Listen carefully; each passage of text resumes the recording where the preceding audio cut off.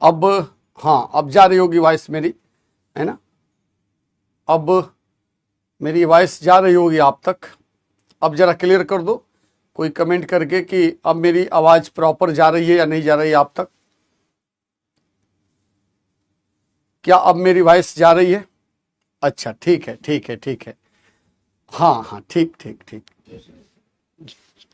तो पिछली क्लास में हम लोगों ने कर्नाटक युद्ध की बात किया था, और पिछली क्लास में हम लोगों ने द्वितीय कर्नाटक युद्ध की बात किया था, जिसमें हमने दो राज्यों के बीच के उत्तराधिकार के युद्ध की बात हमने किया था कि दो राज्यों में जो उत्तराधिकार का युद्ध हुआ था वो कौन कौन से राज्य थे, और वहां का जो समीकरण था वो मैंने आपको बता दिया था, है ना? वहां का जो समीकरण था वो मैंने आपको बता दिया था कि हैदराबाद में उत्तराधिकार का संघर्ष हुआ, हैदराबाद में उत्तराधिकार का संघर्ष हुआ, और उसके बाद हैदराबाद में उत्तराधिकार का संघर्ष हुआ और कर्नाटक में उत्तराधिकार का संघर्ष हुआ। हैदराबाद में और कर्नाटक में, ये दोनों जगहों पर ये संघर्ष हुआ था। और पिछली क्लास में मैंने आपको ये बता दिया था कि हैदराबाद में जो संघर्ष था वो किसके मध्य था। उसी पॉइंट को मैं आज क्लियर कर देता हूं आपको, उसी पॉइंट को क्लियर कर देता हूं।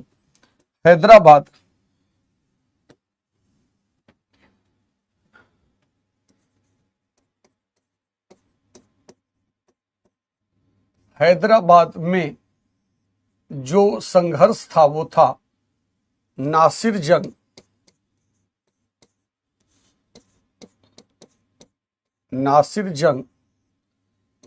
और मुजफ्फर जंग। नासिर जंग और मुजफ्फर जंग के मध्य ये संघर्ष हुआ था। और यदि कर्नाटक की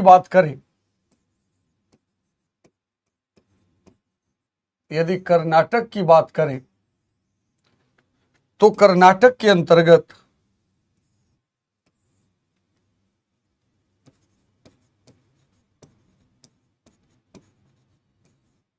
अनवरुद्दीन और चंदा साहब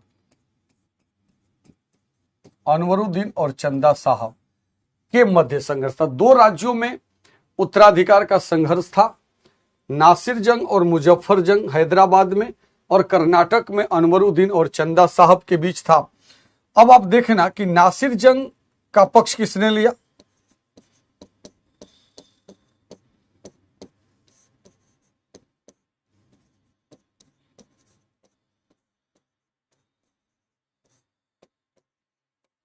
अंग्रेजों ने इसका पक्ष लिया, और मुजफ्फर जंग का पक्ष फ्रांसीसियों ने लिया।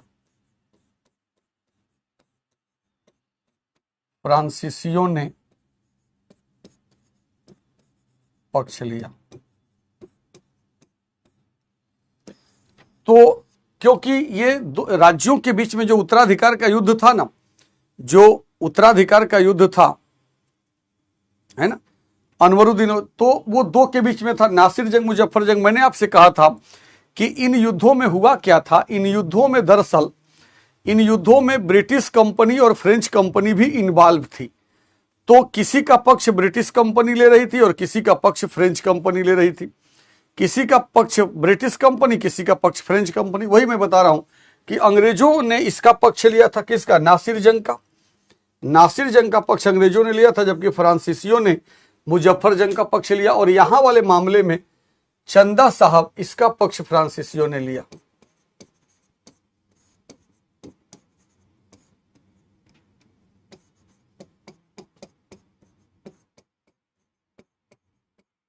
फ्रांसीसियों ने लिया, इसका पक्ष फ्रांसीसियों ने लिया। और इसके पक्ष में कौन थे? अंग्रेज थे। इसके पक्ष में अंग्रेज थे। तो इस तरह से आपको ये बात पता चल गई, है ना, ये बात आपको पता चल गई। इस तरह से आपको ये पता चल गया कि जो दो राज्यों में उत्तराधिकार का संघर्ष था,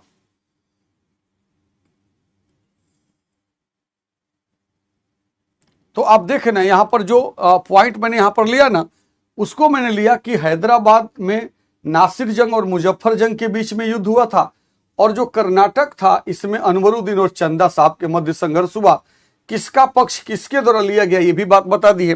अब इस बात को ना हम लोगों को, है ना, अब इस बात को हम लोगों को क्या करना है, इस बात को हम लोगों को अब लिखना होगा, तब जाकर के ये सिंक्रोनाइज हो गया, है ना, तब जाके ये सिंक्रोनाइज होगा।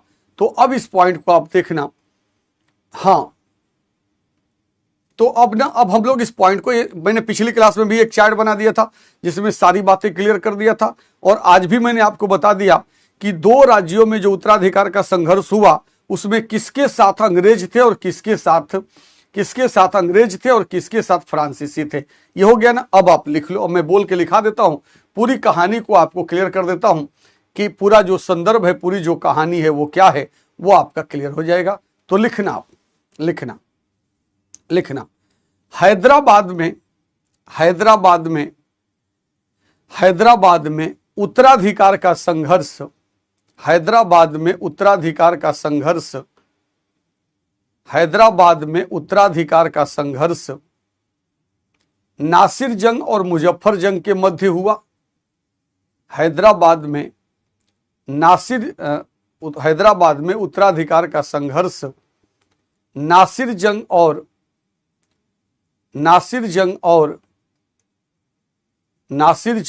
मुजफ्फर जंग के मध्य हुआ, जिसमें से नासिर जंग का साथ अंग्रेजों ने दिया, जबकि मुजफ्फर जंग का साथ फ्रांसीसियों ने दिया।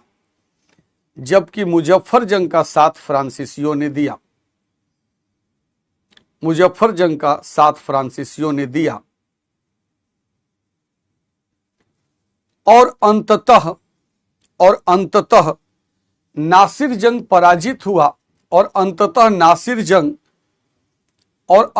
नासिर जंग की हत्या हो गई,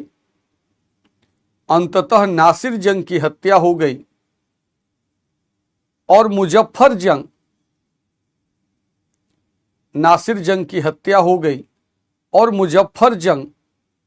को हैदराबाद का निजाम घोषित किया गया, और मुजफ्फर जंग को हैदराबाद का निजाम घोषित किया गया,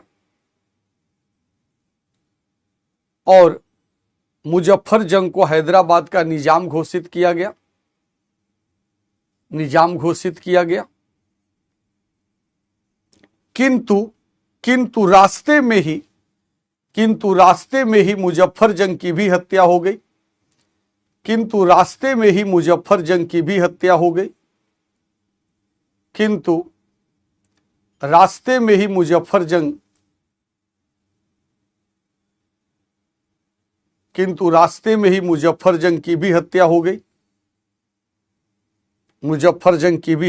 गई। तब फ्रांसीसियों ने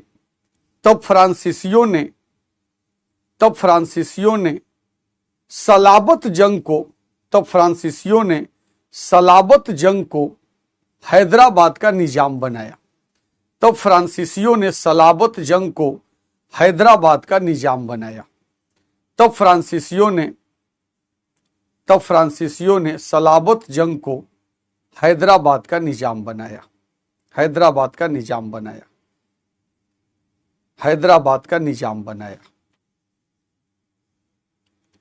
तब फ्रांसीसियों ने सलाबत जंग को हैदराबाद का निजाम बनाया।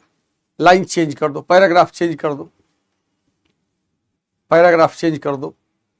अब लिखना, दूसरा पार्ट लिखना, कर्नाटक में उत्तराधिकार का संघर्ष। अब पैराग्राफ चेंज करके लिखना, कर्नाटक में उत्तराधिकार का संघर्ष अनवरुद्दीन और चंदा साहब के मध्य हुआ। अनवरुद्दीन और चंदा साहब के मध्य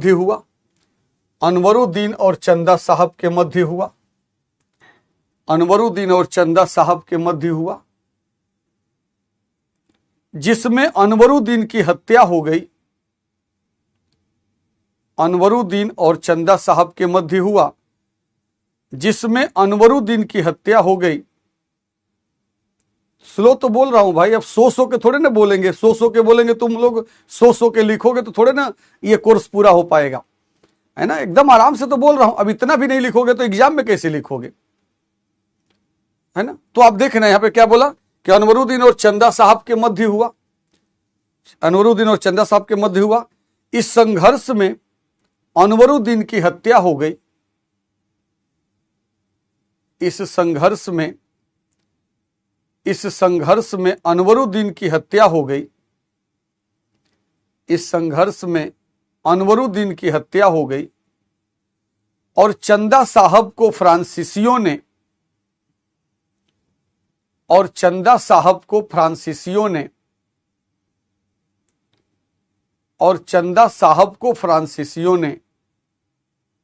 कर्नाटक का नवाब बनाया।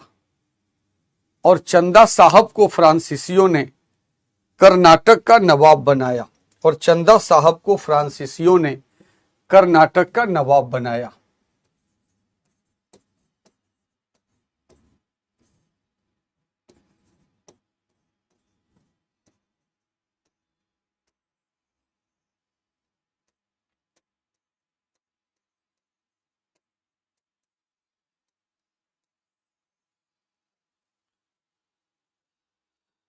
लिखना, कर्नाटक का नवाब बनाया। 1749 ईस्वी में अंबूर के युद्ध में 1749 ईस्वी में अंबूर के युद्ध में अनवरुद्दीन मारा गया। अनवरुद्दीन मारा गया। अनवरुद्दीन मारा गया। लिखना, अनवरुद्दीन मारा गया। और अनवरुद्दीन का पुत्र मोहम्मद अली और अनवरुद्दीन का पुत्र मोहम्मद अली और अनवरुद्दीन का पुत्र मोहम्मद अली भागकर त्रिचिनापल्ली के किले में शरण लिया। भागकर त्रिचिनापल्ली के किले में शरण लिया। भागकर त्रिचिनापल्ली के किले में शरण लिया। भागकर त्रिचिनापल्ली के किले में शरण लिया। त्रिचिनापल्ली के किले में शरण लिया। और चंदा साहब ने किले का घेरा डाल दिया। और चंदा साहब ने किले का घेरा डाल दिया। और चंदा साहब ने किले का घेरा डाल दिया। और चंदा साहब ने किले का घेरा डाल दिया। हाँ, अब इतना लिख लिया ना। अब ये बात हमारी कंप्लीट हो गई। अब आपके प्रश्न का मैं उत्तर दे देता हूं कि रोहित ने पूछा कि सर निजाम क्या होता है, और जितेंद्र ने कहा कि सर नवाब और निजाम में क्या अंतर है। तो देखना, ये शासक होते थे, है ना। हैदराबाद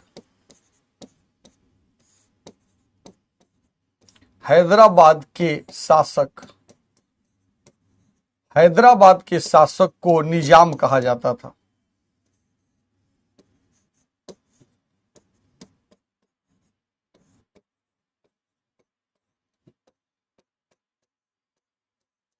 ठीक है ना।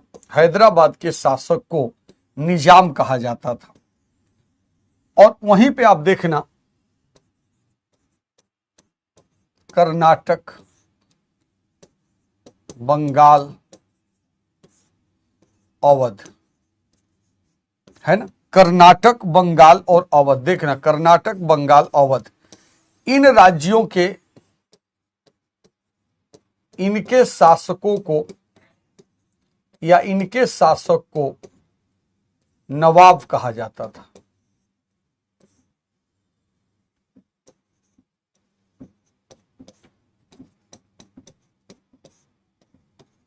नवाब कहा जाता था। देखो यहां पर तो हो गया ना। बहुत सारे बच्चों को ये कंफ्यूजन होगा, है ना। बहुत सारे बच्चों को कंफ्यूजन होगा। तो आप देखो यहां पर मैंने क्लियर कर दिया। हाँ, मोहम्मद अली ना अनवरुद्दीन का पुत्र था। मोहम्मद अली जो था वो कर्नाटक के नवाब अनवरुद्दीन का पुत्र था। मोहम्मद अली कौन था? कर्नाटक के नवाब अनवरुद्दीन का पुत्र था, जो त्रिचिनापल्ली के किले में जाकर के शरण लिया था। क्लियर ना। तो यहां पर जो जिन छात्रों को ये बात नहीं समझ में आ रही थी, क्लियर हो गया ना, कि हैदराबाद के शासक को निजाम कहा जाता था, है ना। हैदराबाद के शासक को निजाम कहा जाता था, जबकि कर्नाटक के शासक को, बंगाल के शासक को और अवध के शासक को, है ना, अवध के शासक को इन तीनों के शासक को नवाब कहा जाता था। तो इसका मतलब था, है ना, इसका मतलब था कि जो ये राजा होते थे ना, अलग अलग क्षेत्रों के राजा को अलग अलग नाम से जानते थे। जैसे बंगाल का जो राजा होता था उसको नवाब कहते थे, अवध के राजा को नवाब कहते थे, और जो हैदराबाद का राजा होता था उसको निजाम कहा जाता था। क्लियर है ना, क्लियर है ना। तो इस तरह से आप देखना, है ना। तो अब यहां पर देखना कि यहां पर जो पॉइंट था उसकी बात मैंने आपसे कर लिया कि हाँ, महफूज खां अनवरुद्दीन का पुत्र था। अनवरुद्दीन के दो पुत्र थे, एक का नाम महफूज खां था और एक का नाम मोहम्मद अली था, है ना। दो पुत्र थे उसके, महफूज खां और मोहम्मद अली। तो जो मोहम्मद अली था वो अनवरुद्दीन का दूसरा पुत्र था, ठीक है ना, है ना, दूसरा पुत्र था,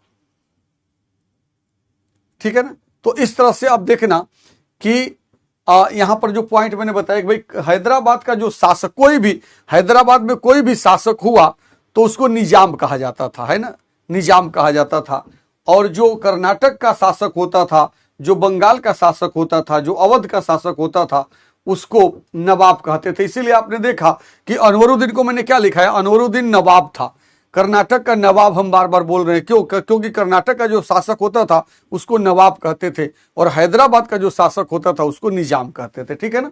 तो चलो, अब ये बात भी हम लोग की क्लियर हो गई कि इसका जो संदर्भ था वो क्या था। और चूंकि यहां पर ना बहुत बिखराव है, बिखराव इसलिए है ना, बिखराव इसलिए यहां पर है क्योंकि यहां पर दो राज्यों का उत्तराधिकार का संघर्ष है, दोनों राज्यों में अलग अलग लोगों में उत्तराधिकार का संघर्ष है, और उसमें ये ब्रिटिश कंपनी और फ्रांसीसी कंपनी भी इन्वॉल्व है, और ये चाहते हैं कि इनका समर्थित उम्मीदवार राजा बने ताकि इनको रियायत भी मिलेगी, इनको उपहार भी मिलेगा। तो ये किंग मेकर की भूमिका में है। जो ये ब्रिटिश कंपनी है और फ्रेंच कंपनी है, ये किंग मेकर की भूमिका में है, यानी ये चाहते हैं कि इनका समर्थित व्यक्ति कर्नाटक का नवाब बन जाए या इनका समर्थित व्यक्ति हैदराबाद का निजाम बन जाए। तो इसके वजह से ये दोनों लोग कोशिश करते हैं, एक तरफ फ्रांसीसी कंपनी भी, दूसरी तरफ ब्रिटिश कंपनी भी, और इसीलिए कई राउंड में ये मामला चलता है। लेकिन निष्कर्ष लिख लेना, इसका निष्कर्ष लिख लेना, निष्कर्ष लिख लेना। अंततः, अब निष्कर्ष लिखना इसका, अंततः अंततः अंततः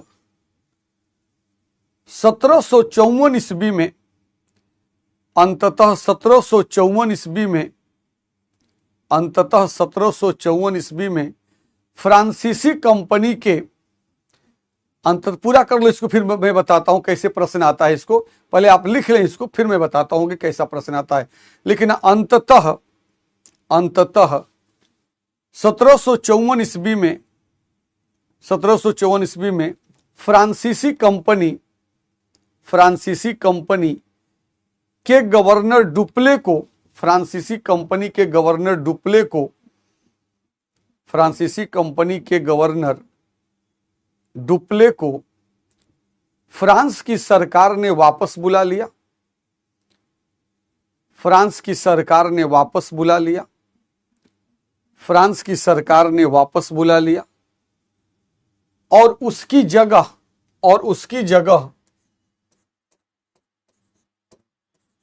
गोडेहू को, और उसकी जगह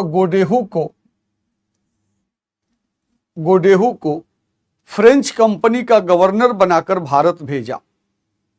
गोडेहू को फ्रेंच कंपनी का गवर्नर बनाकर भारत भेजा, फ्रेंच कंपनी का गवर्नर बनाकर भारत भेजा, फ्रेंच कंपनी का गवर्नर बनाकर भारत भेजा। गोडेहू ने आने के बाद, गोडेहू भारत आने के बाद, गोडेहू भारत आने के बाद अंग्रेजों के साथ, गोडेहू भारत आने के बाद अंग्रेजों के साथ 1755 ईस्वी में, 1755 ईस्वी में एक संधि किया, एक संधि किया, एक संधि किया जिसे पांडिचेरी की संधि, एक संधि किया जिसे पांडिचेरी की संधि कहा जाता है, एक संधि किया जिसे पांडिचेरी की संधि कहा जाता है। 1755 ईस्वी में एक संधि किया जिसे पांडिचेरी की संधि कहा जाता है, जिसे पांडिचेरी की संधि कहा जाता है। इस संधि की शर्तों के अंतर्गत, इसी के साथ लिख लेना पूरी बात, इस संधि की शर्तों के अंतर्गत, इस संधि की शर्तों के अंतर्गत दोनों कंपनियों ने, इस संधि की शर्तों के अंतर्गत दोनों कंपनियों ने एक दूसरे के जीते हुए क्षेत्र वापस कर दिए, एक दूसरे के जीते हुए क्षेत्र वापस कर दिए, एक दूसरे के जीते हुए क्षेत्र वापस कर दिए, एक दूसरे के बंदियों को रिहा कर दिए, एक दूसरे के जीते हुए क्षेत्र को वापस कर दिए, एक दूसरे के बंदियों को रिहा कर दिए, एक दूसरे के बंदियों को रिहा कर दिए, और भारतीय शासकों से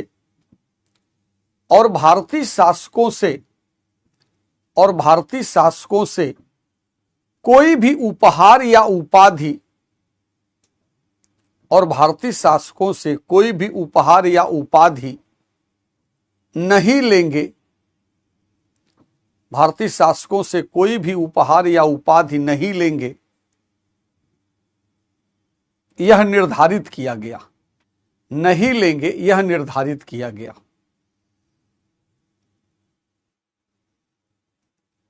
निर्धारित किया गया, नहीं लेंगे यह निर्धारित किया गया। क्लियर ना? इतनी बात केवल थी। तो पांडिचेरी की संधि कब हुई थी? यानी कि आप कह सकते हो, लिखना इस प्रकार द्वितीय कर्नाटक युद्ध, ऐसे लिख लेना, फिर से लिखना, यहां पे लिखा था उसी के आगे लिखना, इस प्रकार द्वितीय कर्नाटक युद्ध का समापन, इस प्रकार द्वितीय कर्नाटक युद्ध का समापन, द्वितीय कर्नाटक युद्ध का समापन पांडिचेरी की संधि से हुआ। इस प्रकार द्वितीय कर्नाटक युद्ध का समापन पांडिचेरी की संधि से हुआ। समापन पांडिचेरी की संधि से हुआ। क्लियर है ना? पांडिचेरी की संधि से हुआ। तो ये दोनों की बात, अब कुछ बातें मैं समझा देता हूं आपको ना, ताकि उसमें जो भी बातें थी वो आपको क्लियर हो जाएगी। और इस संधि के बारे में, जो पांडिचेरी की संधि थी ना, इसे डुप्ले ने स्वीकार नहीं किया था। और डुप्ले ने कहा था कि गोडेहू के बारे में कि मुझे अभी भी लगता है कि ये ना, उसमें अलग अलग संदर्भ था। उसने कहा था कि पांडिचेरी की संधि से संतुष्ट नहीं था डुप्ले, और डुप्ले ने कहा था कि गोडेहू ने देश के दुर्भाग्य और देश के अपमान, है ना, देश के दुर्भाग्य और देश के अपमान पर हस्ताक्षर किया है। क्योंकि इस पूरी कहानी को जरा समझ लेना, पूरी कहानी क्या थी कि प्रारंभ में एक समय ऐसा आया जब कर्नाटक और हैदराबाद दोनों में जो राजा बने, जो निजाम और नवाब बने, वो फ्रांसीसियों के समर्थित व्यक्ति बने थे।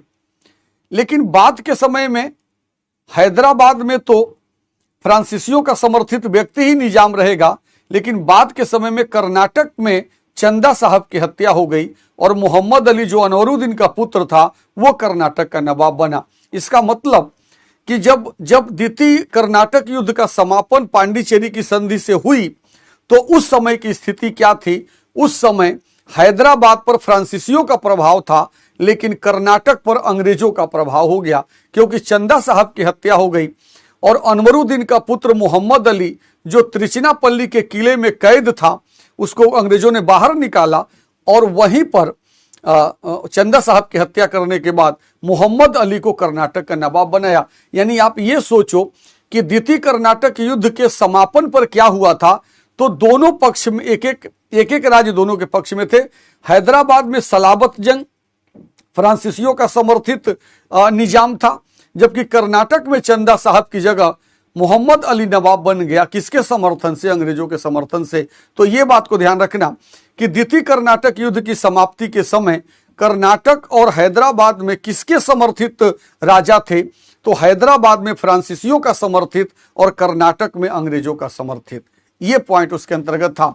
और इसमें डुप्ले की जो बात आती है ना, उसको ध्यान रखना कि इसमें इस पूरे प्रकरण में जो सबसे बड़ी गलती फ्रांस की सरकार ने की थी, वो सबसे बड़ी गलती ये थी कि फ्रांस की सरकार ने डुप्ले को ऐसे वक्त पर फ्रांस वापस बुला लिया जिस समय फ्रांस की कंपनी को डुप्ले की भारत में सर्वाधिक आवश्यकता थी, क्योंकि डुप्ले ही वो व्यक्ति था जो अंग्रेजों की चाल को समझता था।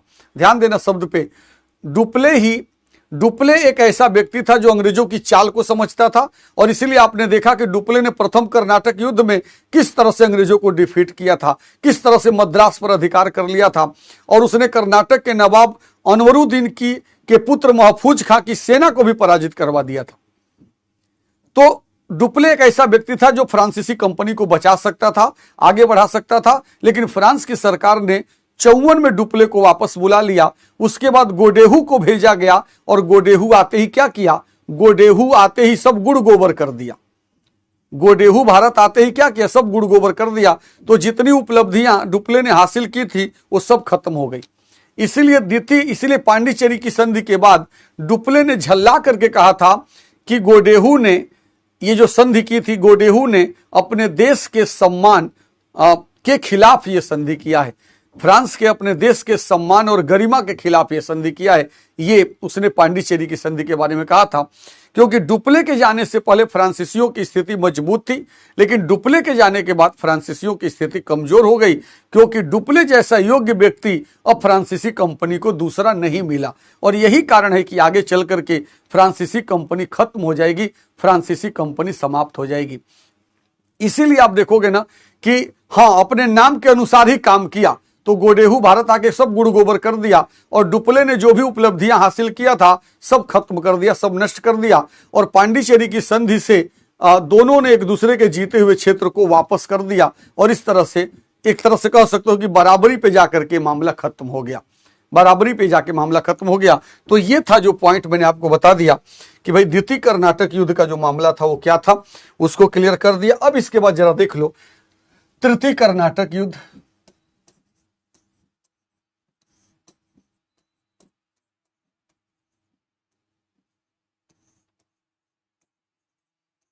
तृतीय कर्नाटक युद्ध, और ये कब से कब तक हुआ था, 1756 से 1763 ईस्वी तक हुआ था। 1756 से 1763 ईस्वी में हुआ था। ये तो चार्ट में ही हम सारी बातें आपको बता देते हैं, इसमें ज्यादा कुछ पॉइंट नहीं है, तो इसको ऐसे ही ले लो।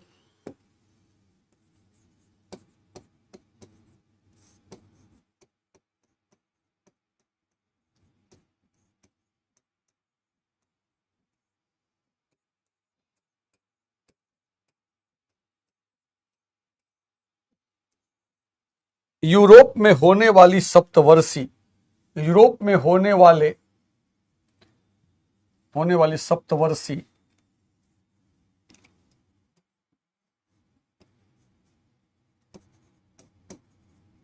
सप्तवर्षीय युद्ध के कारण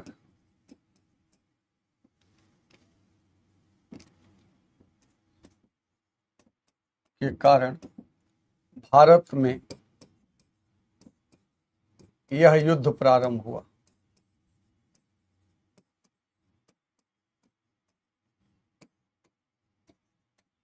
है ना। तो इस युद्ध का संदर्भ यूरोप से था। यूरोप में सप्तवर्षीय युद्ध प्रारंभ हुआ था। 1756 से 1763 तक यह युद्ध चला था, 7 वर्ष तक चला था, इसीलिए उसको सप्तवर्षीय युद्ध कहा गया। और सप्तवर्षीय युद्ध किसके मध्य हुआ था, यूरोप में ब्रिटेन और फ्रांस के मध्य हुआ था। यह युद्ध ब्रिटेन में, यह युद्ध यूरोप में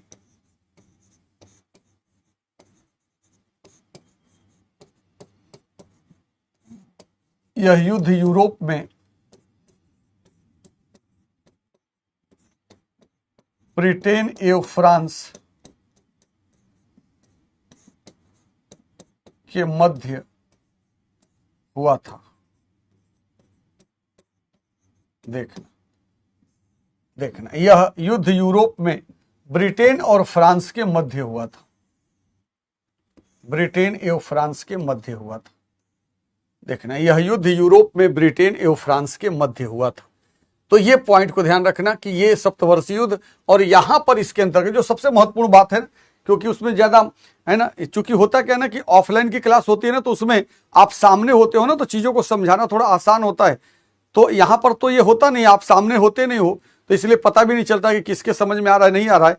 तो इसमें अंदर गहराई में जाने की जगह पर जो इसका मेन पॉइंट है जहां से प्रश्न बन सकता है वो मैं आपको बता देता हूं, और उसके बाद हम तीनों कर्नाटक युद्ध का एक चार्ट बनवाएंगे और उसमें सारी की सारी बातें अपने आप आएंगी, और उसी में हम आपको बताएंगे कि अब इस कर्नाटक युद्ध से, चाहे वो प्रथम हो, चाहे द्वितीय हो, चाहे तृतीय हो, उससे किस प्रकार का प्रश्न आपके एग्जाम में बनता है, किस प्रकार का प्रश्न बन चुका है, किस प्रकार का प्रश्न और बन सकता है, ये सारी बातें मैं करूंगा।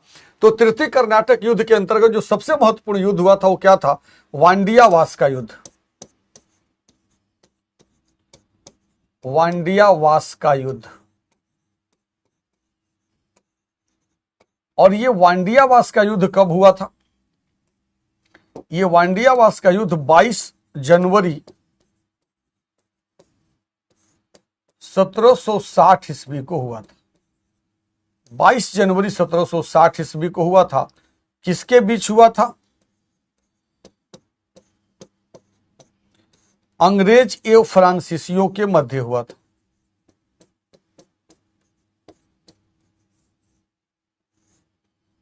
अंग्रेज और फ्रांसीसियों के मध्य हुआ था। और इसके अंतर्गत आप देखना, अंग्रेजों के तरफ से सेनापति कौन था? सेनापति आयरकूट था।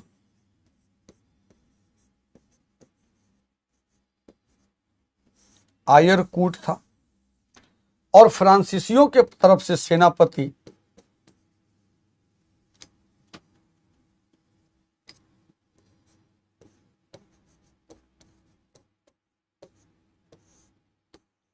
काउंट डी लाली था। कौन था? काउंट डी लाली।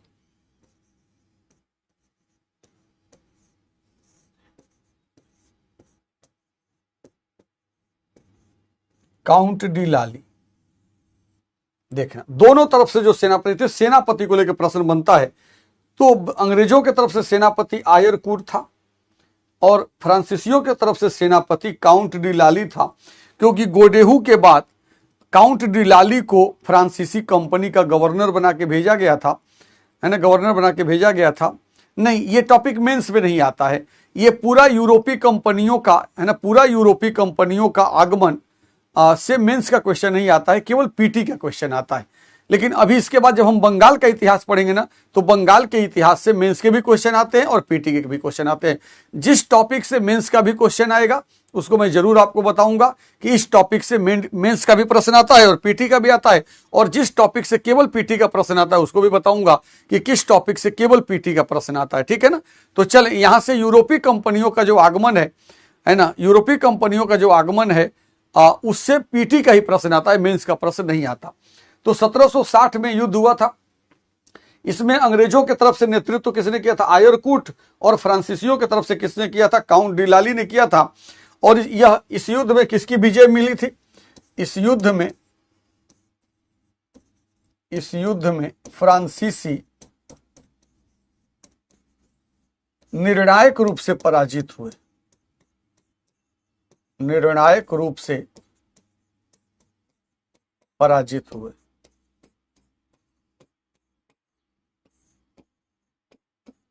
फ्रांसीसी निर्णायक रूप से पराजित हुए। तो अब इसी बात को ना मैंने यहां पे बना दिया ना, अब इसको मैं आपको बोल के लिखा देता हूं। चलो, इसको बना भी लिया होगा जिन लोगों ने, बना भी लेना, और मैं क्रम से सीक्वेंस में आपको इसको बोल के भी लिखवा देता हूं, ताकि दोनों तरफ से आपके पास पॉइंट रहेगा। और ऐसे देखने में भी याद हो जाता है कि भाई वांडियावास का युद्ध कब हुआ था? तृतीय कर्नाटक युद्ध के समय में हुआ था।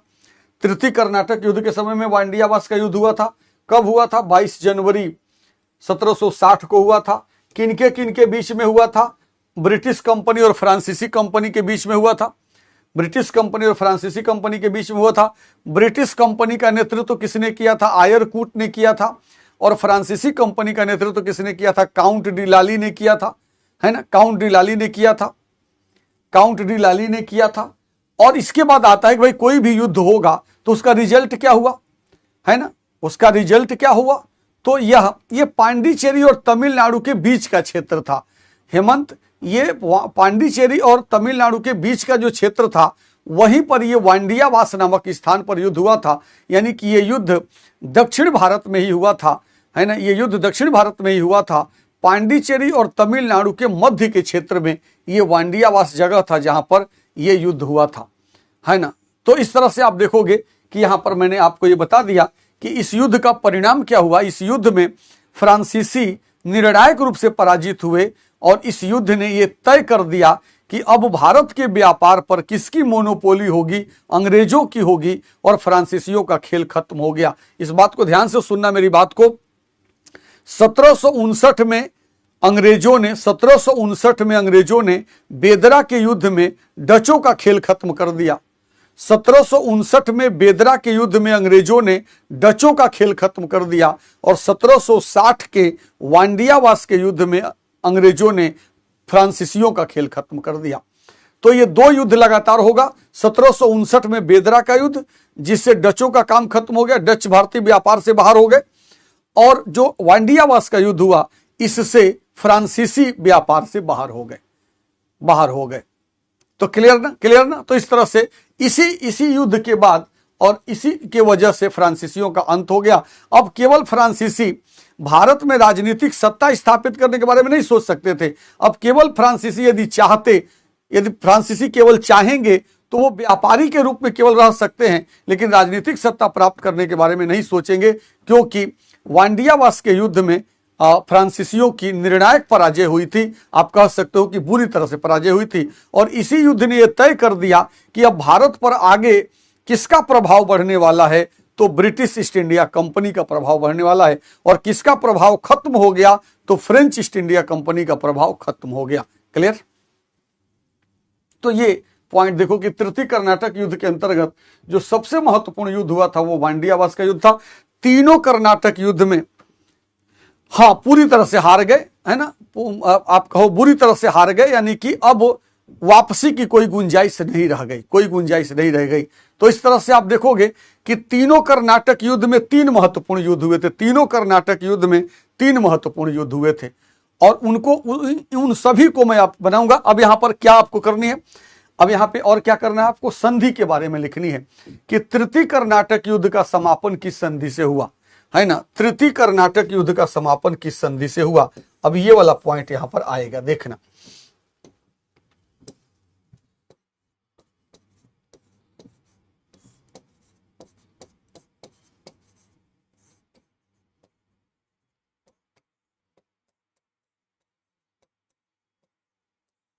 तृतीय कर्नाटक युद्ध का समापन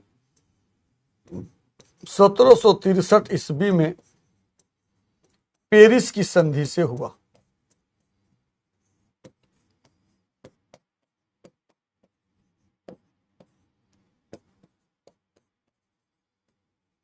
पेरिस की संधि से हुआ। देखना, इतनी बात केवल लिख लेना, जो मैंने वहां पे पॉइंट बनाया हुआ है, इतनी बात केवल लिख लेना, केवल इतनी बात वहां पर लिख लेना कि तृतीय कर्नाटक युद्ध का समापन 1863 ईस्वी में पेरिस की संधि से हुआ था।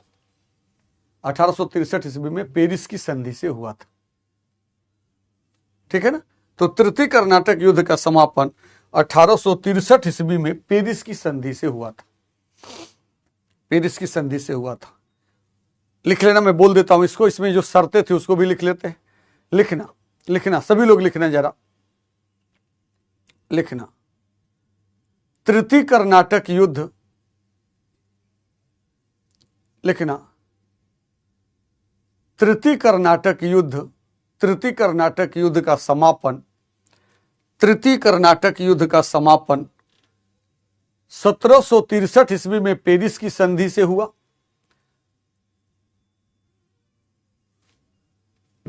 हाँ, 1763, ठीक है, 1763,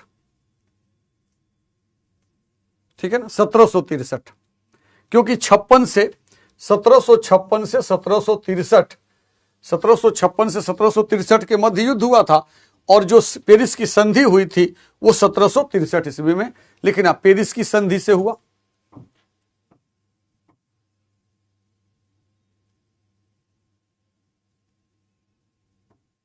क्यों 1863 लिखे हो?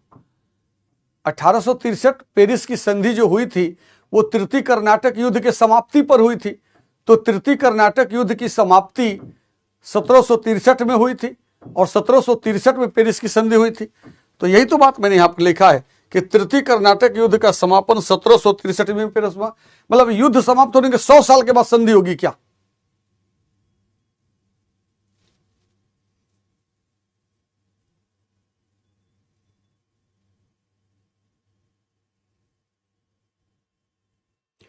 सत्रह सौ तिरसठ लिखोगे ना 1863 नहीं भाई, 1863 कैसे लिखे वो, है ना 1863 नहीं, अब मैं बोल रहा हूं ना, लिखो तृतीय कर्नाटक युद्ध का समापन, तृतीय कर्नाटक युद्ध का समापन, तृतीय कर्नाटक युद्ध का समापन 1763 ईस्वी में पेरिस की संधि से हुआ। हाँ, 1763 ईस्वी में पेरिस की संधि से हुआ। तृतीय कर्नाटक युद्ध का समापन, है ना, हो सकता है कि जुबान से निकल गया हो, लेकिन आप समझ तो सकते हो ना कि 1763 में युद्ध समाप्त होगा तो 100 साल के बाद थोड़े संधि होगा, है ना। तो तृतीय कर्नाटक युद्ध का समापन 1763 ईस्वी में पेरिस की संधि से हुआ, जिसकी शर्तों के अंतर्गत, जिसकी शर्तों के अंतर्गत लिखना, जिसकी शर्तों के अंतर्गत, जिसकी शर्तों के अंतर्गत फ्रांसीसी कंपनी के व्यापारिक क्षेत्र उसे वापस कर दिया गया, व्यापारिक क्षेत्र उसे वापस कर दिया गया, व्यापारिक क्षेत्र उसे वापस कर दिया गया, तथा यह शर्त लगा दिया गया कि, तथा यह शर्त लगा दिया गया कि, तथा यह शर्त लगा दिया गया कि फ्रांसीसी कंपनी अब केवल व्यापार करेगी, फ्रांसीसी कंपनी अब केवल व्यापार करेगी, फ्रांसीसी कंपनी अब केवल व्यापार करेगी, फ्रांसीसी कंपनी अब केवल व्यापार करेगी, है ना, फ्रांसीसी कंपनी अब केवल व्यापार करेगी। हो गया। तो पेरिस की संधि। अब आप चलो, मैं आपको अब आपका काम आसान कर देता हूं, है ना, अब आपका काम मैं आसान कर देता हूं। तीनों कर्नाटक युद्ध का एक ही चार्ट में बनाऊंगा, तीनों कर्नाटक युद्ध की सारी बातें उसी में आ जाएगी। ये जितनी भी कथा कहानी मैंने आपको लिखाई ना, लिखाई समझाई, उस सबको छोड़ दो। अब मैं लास्ट में एक चार्ट बनाऊंगा और उसी चार्ट के अंतर्गत तीनों कर्नाटक युद्ध की सारी वो बातें आ जाएंगी जहां से आपके एग्जाम में क्वेश्चन बनता है, जहां से आपके एग्जाम में क्वेश्चन बनता है। चलो अब मैं उस पॉइंट को बना देता हूं कि क्या क्या हुआ था। देखो,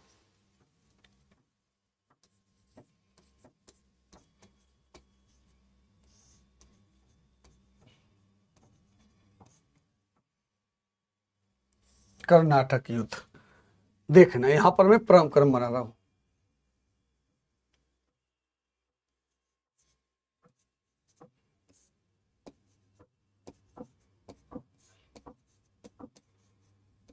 युद्ध का क्रम,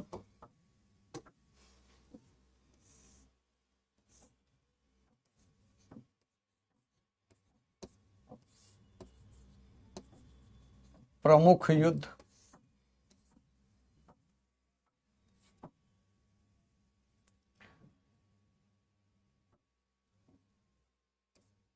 सन,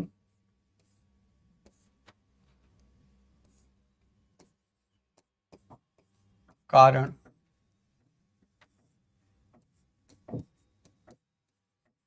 संधि,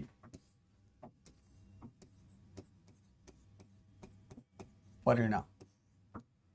देखना, इतने पॉइंट के अंतर्गत मैं आपको तीनों कर्नाटक युद्ध को मैं आपको क्लियर करने वाला हूं और आपको बस यही पढ़ना रहेगा, क्योंकि वो कहानी आपने समझ लिया ना, है ना, कहानी आपने समझ लिया। तो अब आप देखना कि अब यहां पर मैं आपको उस पॉइंट को लेने जा रहा हूं कि भाई इसके अंतर्गत पूरे तीनों कर्नाटक युद्ध का जो पॉइंट बनेगा वो क्या बनेगा। तो देखना, युद्ध का क्रम क्या होगा। यहां पर पहला पॉइंट है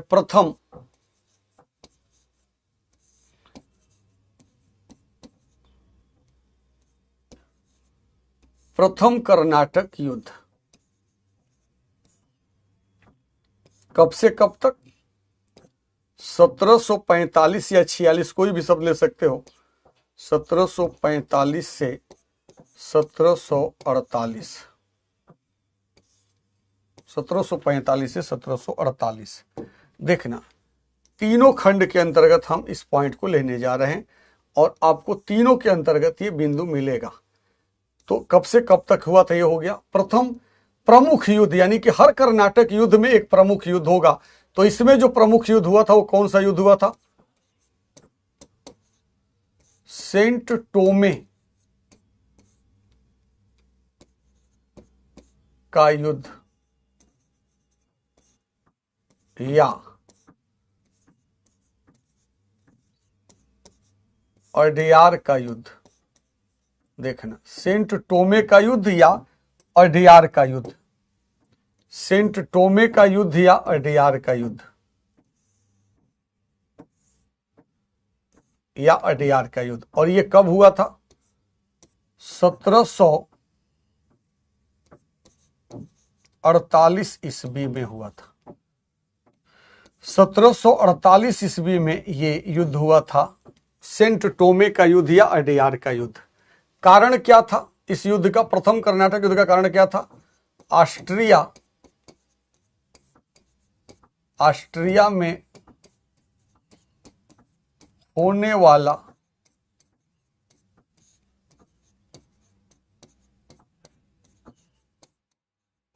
उत्तराधिकार का युद्ध। तो प्रथम जो युद्ध हुआ था ना, प्रथम जो प्रथम कर्नाटक युद्ध हुआ था, उस युद्ध का कारण क्या माना जाता है? ऑस्ट्रिया में होने वाला उत्तराधिकार का युद्ध। ऑस्ट्रिया में होने वाला उत्तराधिकार का युद्ध कारण माना जाता है। प्रथम कर्नाटक युद्ध का समापन की संधि से हुआ था, यदि यह प्रश्न आ जाए तो।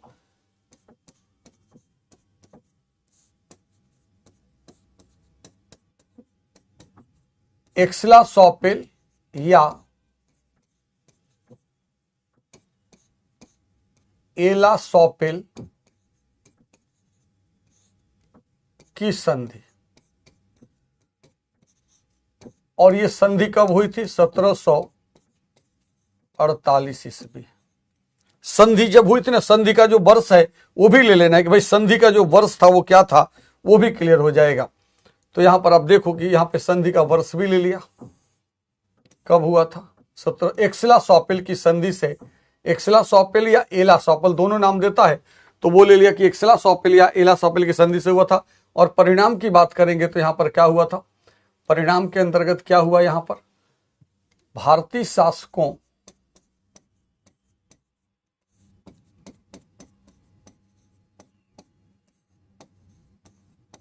की कमजोरी या खोखलापन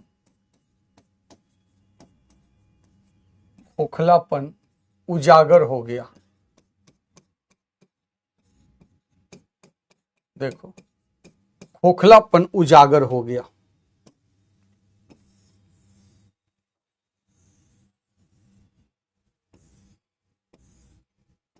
देख, ये हो गया ना प्रथम कर्नाटक युद्ध के अंतर्गत। प्रथम कर्नाटक युद्ध के अंतर्गत एला-शॉपेल या एक्स्ला-शॉपेल की संधि कब हुई थी?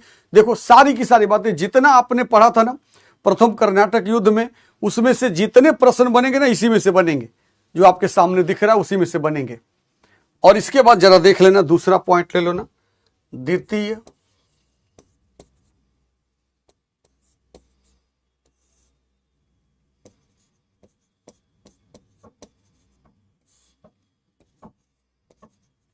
द्वितीय कर्नाटक युद्ध 1749 से 1754, 1749 से 1754 ईस्वी, ये द्वितीय कर्नाटक युद्ध का समय है। द्वितीय कर्नाटक युद्ध का समय है 1749 से 1754। अब इसके बाद आप देखना, यहां पर जो रीजन होगा वो क्या होगा? यदि यहां पर रीजन लेना चाहें तो हैदराबाद एवं कर्नाटक में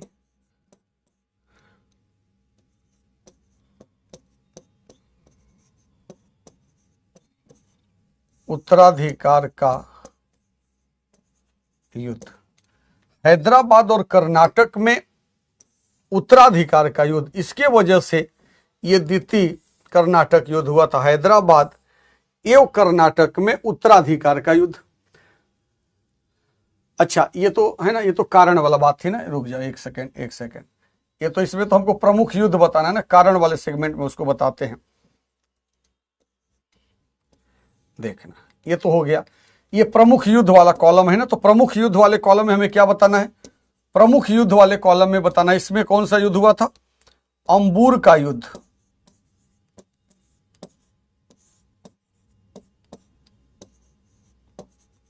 अंबुर का युद्ध हुआ था इसके अंतर्गत, क्योंकि हर कर्नाटक युद्ध में कोई ना कोई युद्ध महत्वपूर्ण हुआ था जिसको हमें जानना। तो इसमें अंबुर का युद्ध हुआ था, और ये अंबुर का युद्ध कब हुआ था? 1749 ईस्वी में हुआ था। ये अंबुर का युद्ध कब हुआ था? 1749 ईस्वी में अंबुर का युद्ध हुआ था, जो प्रमुख युद्ध के रूप में जाना जाता है। और यहां पर वो पॉइंट है, कारण वाला हमने वहीं पर उसको दे दिया था। तो अब कारण में देखो, हैदराबाद एवं कर्नाटक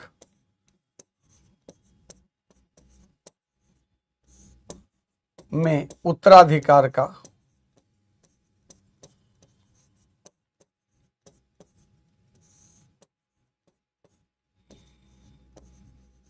युद्ध, उत्तराधिकार का युद्ध। देखना, हैदराबाद एवं कर्नाटक में उत्तराधिकार का युद्ध, ये इसका कारण था। संधि कौन सी हुई थी? संधि यहां पर कौन सी हुई थी? पांडिचेरी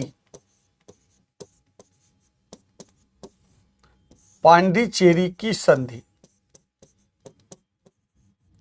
और पांडिचेरी की संधि कब हुई थी? 1755 ईस्वी में हुई थी। पांडिचेरी की संधि कब हुई थी? 1755 ईस्वी में हुई थी। देखो, 1755 ईस्वी में हुई थी। और इसके बाद अगला पॉइंट यहां पे क्या हो जाएगा?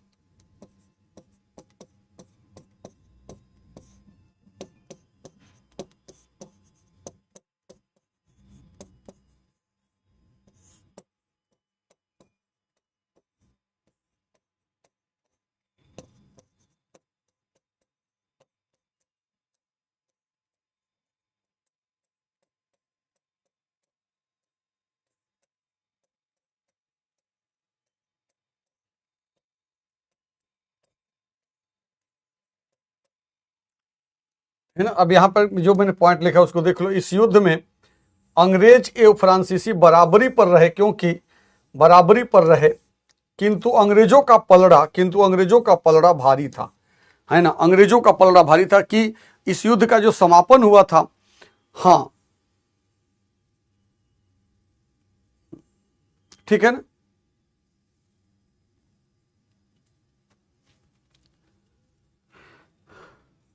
हाँ, प्रमुख युद्ध में सेंट टोमे का युद्ध है, अडयार का युद्ध है, और ये अंबुर का युद्ध है। और ये कब हुआ था? यदि सन यहाँ पे मैंने आपको दे दिया है कि 1749 ईस्वी में ये अंबुर का युद्ध हुआ था, जबकि सेंट टोमे का युद्ध या अडयार का युद्ध 1748 ईस्वी में हुआ था। इसीलिए उनके आगे उनका सन, जिस सन में ये युद्ध हुआ था ना, उसी सन में उसको दे दिया है हमने कि भाई क्या यहाँ पर पॉइंट बनेगा, क्या इसका संदर्भ बनेगा। तो आप देखो, यहाँ पर ये भी बिंदु हो गया, यहाँ पर ये भी बिंदु हो गया। इसके बाद अब यहाँ पर जो तीसरा पॉइंट है ना, वो मैं आपको क्लियर कर देता हूं कि तीसरा जो पॉइंट यहां पर है वो क्या है? तृतीय कर्नाटक युद्ध।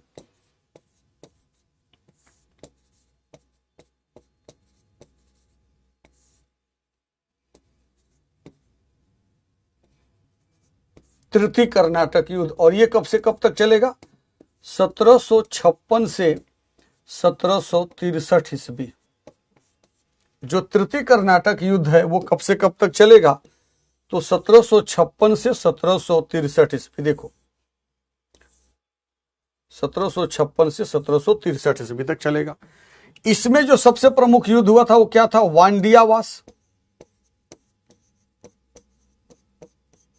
वांडियावास का युद्ध।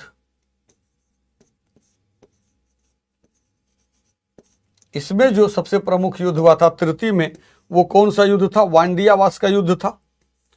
और इस युद्ध का सन क्या था? 1760 ईस्वी था। यह युद्ध कब हुआ था? 1760 ईस्वी में हुआ था। वांडियावास का युद्ध कब हुआ था? 1760 ईस्वी में हुआ था। इसका कारण क्या था? यूरोप में होने वाला सप्तवर्षीय युद्ध।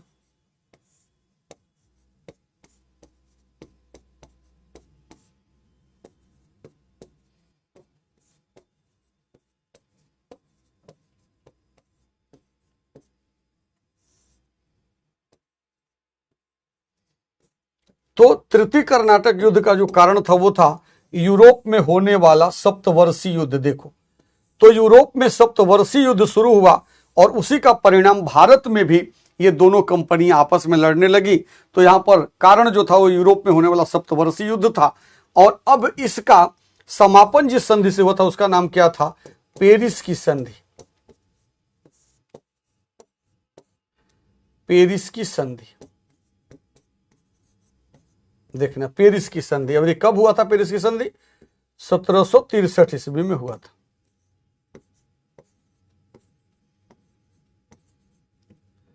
पेरिस की संधि कब हुआ था? 1763 ईस्वी में हुआ था। देखो, 1763 ईस्वी में हुआ था। और इसके बाद यहां पर परिणाम देखोगे तो क्या होगा? फ्रांसीसी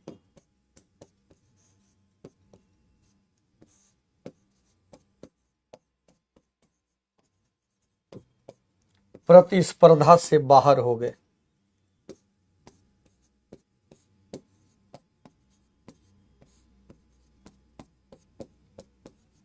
फ्रांसीसी प्रतिस्पर्धा से बाहर हो गए। फ्रांसीसी प्रतिस्पर्धा से बाहर हो गए। देखो, फ्रांसीसी प्रतिस्पर्धा से बाहर हो गए।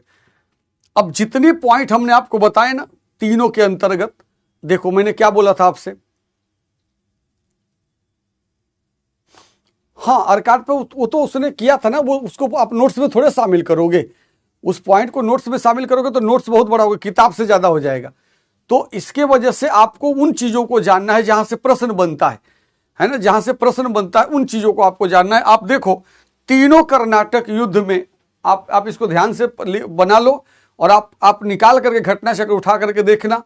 तीनों कर्नाटक युद्ध से कभी भी प्रश्न आया है और आएगा, इसी चार्ट के अंतर्गत आएगा। क्योंकि किसी भी कर्नाटक युद्ध के बारे में या तो सन पूछेगा, या तो हर कर्नाटक युद्ध में एक प्रमुख युद्ध, प्रत्येक कर्नाटक युद्ध में एक प्रमुख युद्ध हुआ था। प्रथम में सेंट टोमे का युद्ध हुआ था, दूसरे में अंबूर का युद्ध हुआ था और तीसरे में वांडियावास का युद्ध हुआ था। वांडियावास का युद्ध हुआ था। सन सबका बता दिया। कर्नाटक युद्ध कब से कब तक चला वो भी बता दिया। और जो प्रमुख युद्ध हुआ था वो किस सन में हुआ था वो भी बता दिया। तीनों कर्नाटक युद्धों का कारण आपको एक नजर में दिख रहा है। तीनों कर्नाटक युद्धों का कारण आपको एक नजर में दिख रहा है। पहले कर्नाटक युद्ध का कारण ऑस्ट्रिया में होने वाला उत्तराधिकार का युद्ध था। दूसरे का कारण हैदराबाद और कर्नाटक में उत्तराधिकार का युद्ध था। और तीसरे में यूरोप में होने वाला सप्तवर्षीय युद्ध था। तीनों कर्नाटक युद्ध में एक एक संधि हुई थी। आप देखो, सन के साथ मैंने संधि लिखा दिया है। तीनों में मैंने आपको संधि के साथ लिखा दिया है। पहले कर्नाटक युद्ध का समापन एक्सेला सापेल की संधि से हुआ। दूसरे कर्नाटक युद्ध का समापन पांडिचेरी की संधि से हुआ। तीसरे कर्नाटक युद्ध का समापन पेरिस की संधि से हुआ। और उसके बाद परिणाम क्या निकला? भारतीय शासकों की कमजोरी, क्योंकि सेंट टोमे के युद्ध में महफूज खां की सेना को कैप्टन पैराडाइज ने पराजित कर दिया था। तो भारतीय शासकों की कमजोरी या खोखलापन उजागर हो गया। दूसरे में बराबरी पे मामला टिका, लेकिन अंग्रेजों का पलड़ा भारी रहा बाद के समय में। और तीसरा जो युद्ध था उसमें फ्रांसीसी प्रतिस्पर्धा से बाहर हो गए, है ना। अब इसके बाहर प्रश्न ही नहीं आएगा, है ना।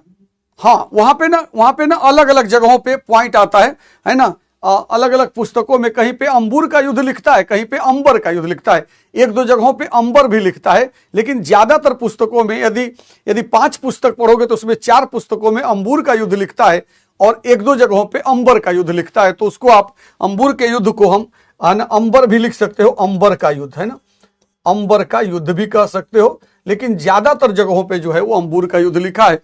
तो इस तरह से आप देखो यहाँ पर जो हमने पढ़ा है ना, जो हमने इतने लंबे समय तक पढ़ा उसके अंतर्गत ये पॉइंट हमने ले लिया, है ना। उसके अंतर्गत हमने ये पॉइंट ले लिया कि भाई क्या क्या इसका संदर्भ था, क्या क्या इसका पॉइंट था। तो उसके अंतर्गत ये बिंदु हमारा बन गया कि जितना हम लोगों ने 3 में पढ़ा ना, 3 में जितना सारा बिखराव था उसको एक जगह सिंक्रोनाइज कर दिया, एक जगह उसको जोड़ दिया। तो इसी चार्ट को आपको याद रखना है और इसी चार्ट में वो सारे पॉइंट हैं जो कर्नाटक युद्ध से यदि प्रश्न आएगा तो इसी चार्ट से आएगा, इसी चार्ट से आएगा। और आप चाहो तो आप घटना चक्र को देख लेना, जब भी प्रश्न आया है कर्नाटक के युद्ध से इसी चार्ट के अंतर्गत बनेगा। हो गया क्लियर ना। तो चलो अब ये जो इनका पूरा का पूरा जो संदर्भ था वो मैंने आपको क्लियर कर दिया कि इसका पूरा संदर्भ क्या था। अब इसके बाद हम आते हैं अगले पॉइंट पे, और अगला जो पॉइंट हमारा है उसकी बात हम करते हैं कि अब हम लोग का टॉपिक बदल रहा है यहां से, है ना। ये बात हो गई। अब इसके बाद हम लोग आते हैं, अब अगले चैप्टर पे आएंगे और वो है बंगाल के नवाब।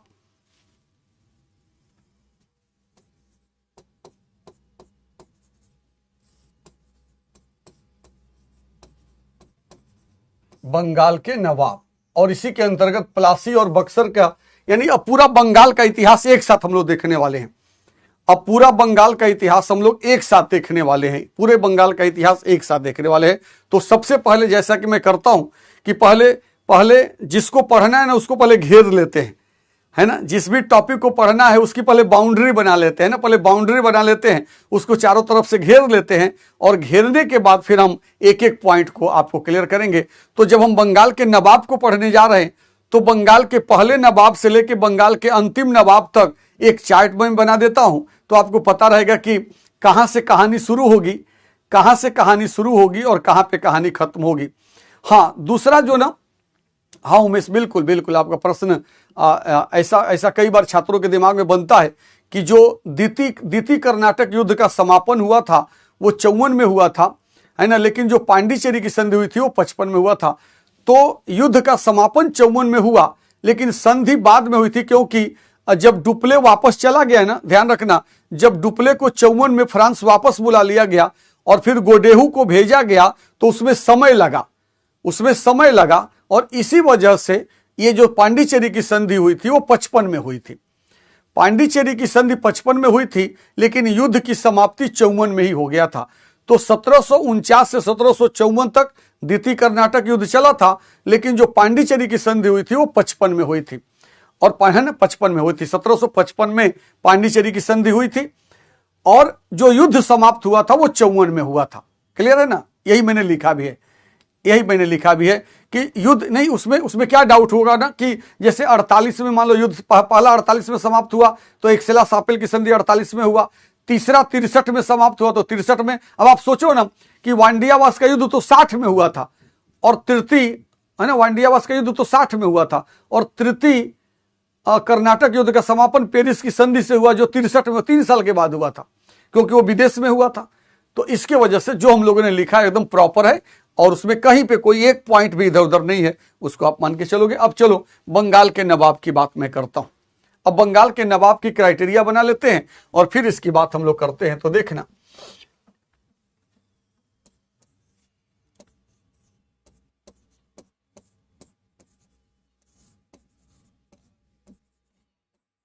मुर्शीद कुली खां,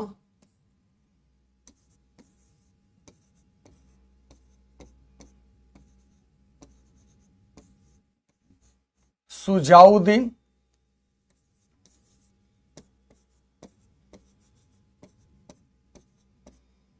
सरफराज खां, सरफराज खां,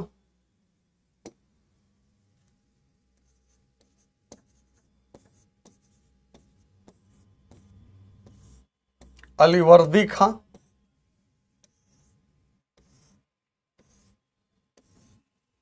अलीवर्दी खां,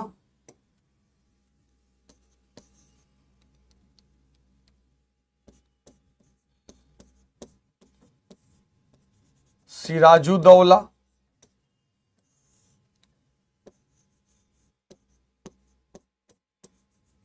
मीर जाफर,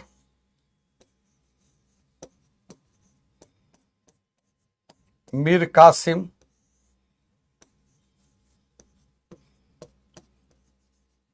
फिर मिर्जाफर,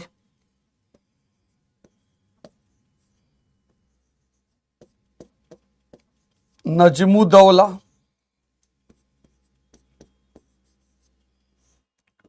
सैफ उद दौला और मुबारक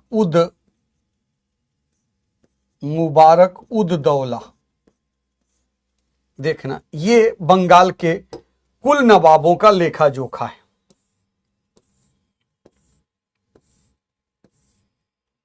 देखो, बंगाल के कुल नवाबों का लेखा जोखा है।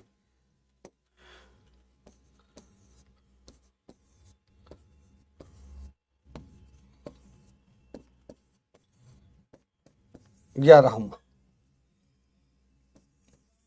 देखो ये बंगाल के नवाबों का लेखा जोखा। इसमें हम सारी बातें अभी एक एक करके आपको क्लियर करेंगे। मुर्शीद कुली खां 1717 से 1727 ईस्वी,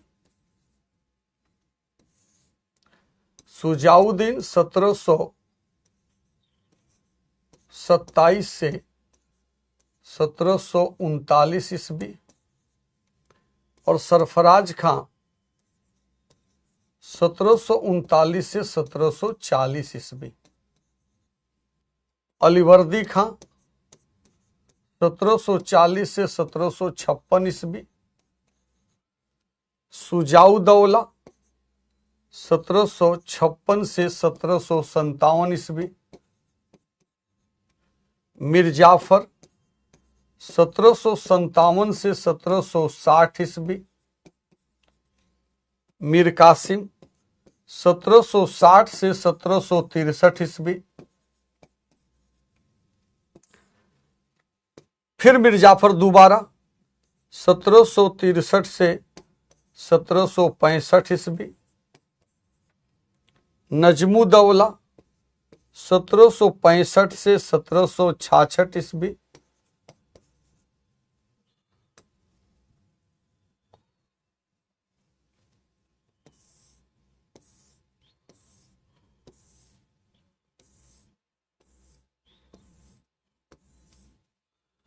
सैफुद्दौला 1766 से 1770 ईस्वी और मुबारिकुद्दौला 1770 से 1775 ईस्वी।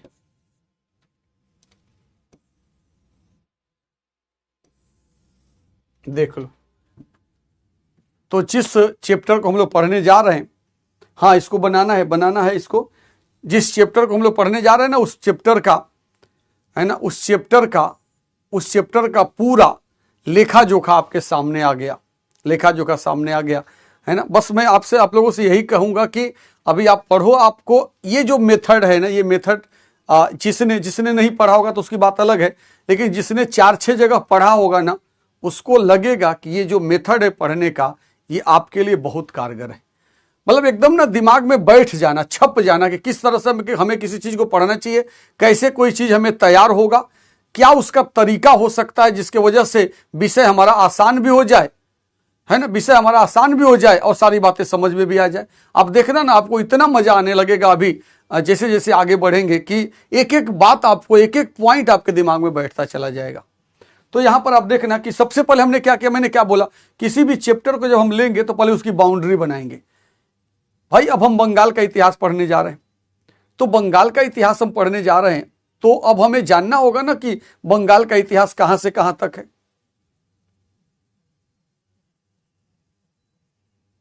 है ना।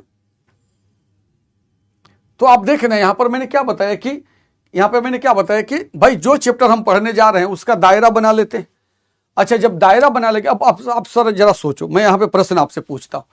अब जब यहां पर हमने अभी बंगाल के नवाब के बारे में कुछ नहीं आपको बताया, नहीं बताया ना, केवल मैंने चार्ट बनवाया है ना, केवल मैंने आपको चार्ट बनवाया। लेकिन आप मुझे बताओ कि अभी मैं आपसे पूछूंगा कि बंगाल का पहला नवाब कौन था और बंगाल का अंतिम नवाब कौन था, तो आप बताओगे ना, बताओ। अभी मैं आपसे पूछूंगा कि बंगाल का पहला नवाब कौन था और बंगाल का अंतिम नवाब कौन था, आप बताओगे ना? क्यों बताओगे? क्योंकि चार्ट में दिख रहा है कि कहानी शुरू कहां से होती है। बंगाल के नवाब की कहानी कहां से शुरू होती है? मुर्शीद कुली खां से। मुर्शीद कुली खां से। बंगाल के नवाब की कहानी कहां से शुरू होती है? मुर्शीद कुली खां से। और समाप्त कहां पे होती है? मुबारिकुद्दौला पे। मुबारिकुद्दौला पे। यानी जिस बंगाल का इतिहास हम पढ़ने जा रहे हैं, जिस बंगाल का इतिहास हम पढ़ने जा रहे हैं, वो इतिहास कहां से शुरू होकर कहां तक जाएगा? 1717 ईस्वी से शुरू होकर के 1775 ईस्वी तक जाएगा। 1717 से शुरू होकर 1775 ईस्वी तक जाएगा। 1717 में जो शुरुआत होगी वो किससे होगी? मुर्शीद कुली खां से होगी।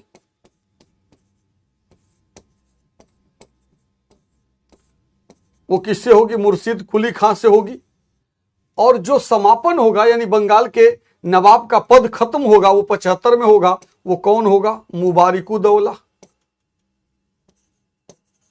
मुबारक-उद-दौला। देखो, मुबारिकुद्दौला उसको बोलते हैं संक्षेप में। तो आप देखो यहां पर, है ना? या इसको मैं मिटा के थोड़ा सा और अच्छे से लिख देता हूं। देखो,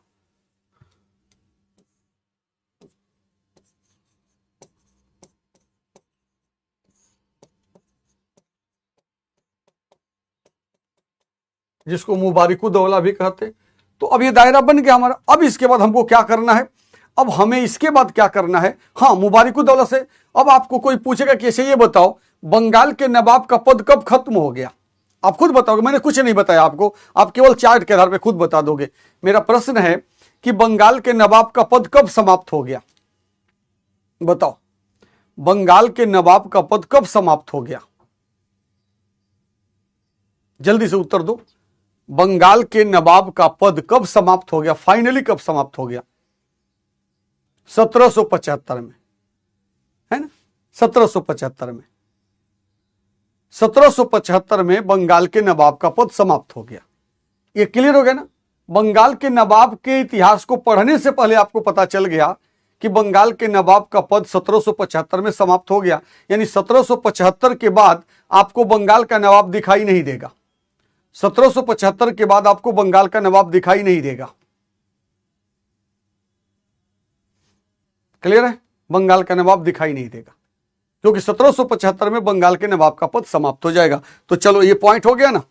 अब इसके बाद हम आगे बढ़ते हैं और अब हम लोग बंगाल के नवाबों का इतिहास पढ़ते हैं कि किस बंगाल के नवाब के समय में कौन सी घटना हुई थी, है ना? किस बंगाल के नवाब के समय में कौन सी घटना हुई थी, कौन सी घटना हुई थी। चलो, कोई बात नहीं ना, इंसिडेंट और मिडवल आपने नहीं पढ़ा, फिर किसी बैच में मैं मिल जाऊंगा इंसिडेंट मिडवल लेकर के, आपको कोई दिक्कत नहीं, चिंता की बात नहीं है।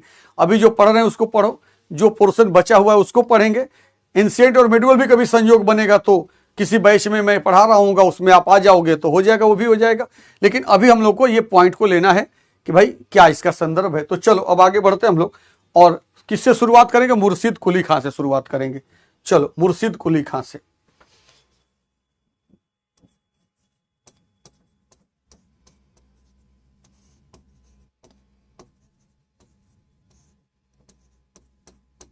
मुर्शीद कुली खां।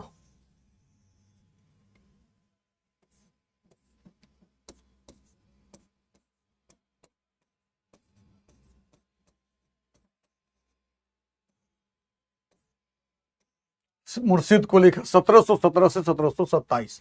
देख रहे हैं, इसमें इसमें केवल पॉइंट है, कुछ ज्यादा पॉइंट नहीं, इसलिए इसको मैं चार्ट बना देता हूं। मेरे साथ साथ बनाना आप लोग। इसमें 3-4 ही पॉइंट बनता है, तो 3-4 पॉइंट बनता है तो उसको हम आपको बनवा देंगे कि क्या क्या कंडीशन था।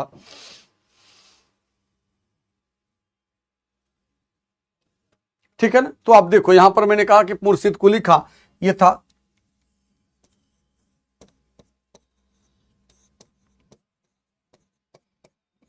मुगल बादशाह औरंगजेब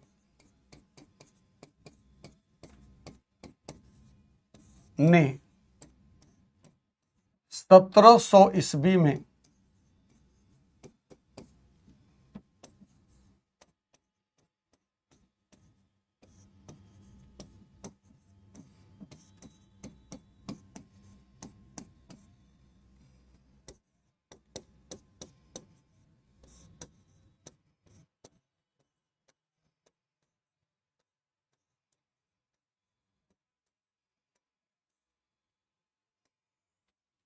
मुगल बादशाह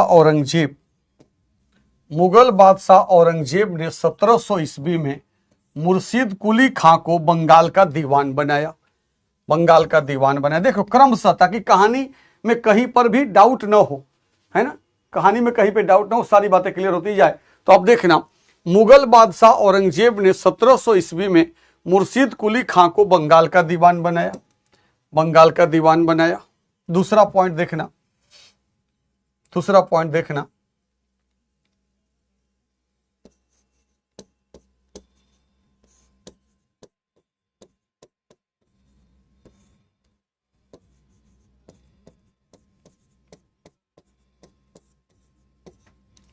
मुगल बादशाह फर्रुखसियर ने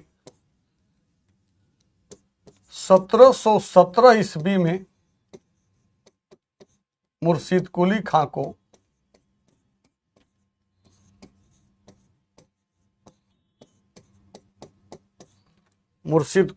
को बंगाल का सूबेदार बनाया।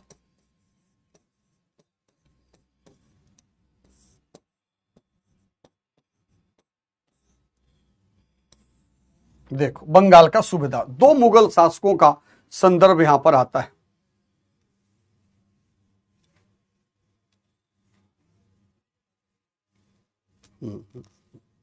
हाँ बिल्कुल बिल्कुल, जाहिर सी बात है कि जब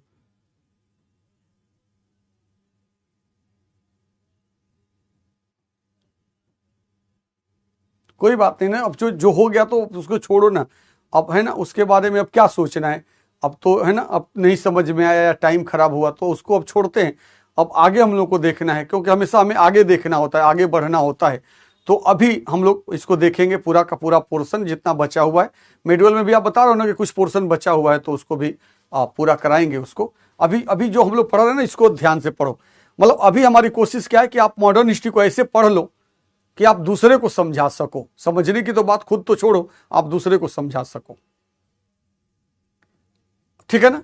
तो अब यहां पर देखना कि मुर्शीद कुली खां को औरंगजेब ने क्या किया था, 1700 ईस्वी में बंगाल का दीवान बनाया था। क्या बनाया था? बंगाल का दीवान के पद पर नियुक्त किया था। और फिर जब मुगल बादशाह फर्रुखसियर हुआ, है ना, जब मुगल बादशाह फर्रुखसियर हुआ तो इसने 1717 ईस्वी में क्या किया, उसको बंगाल का सूबेदार बनाया। अब ध्यान देना, इसी समय, है ना, इसी समय यहां पे पॉइंट आता है,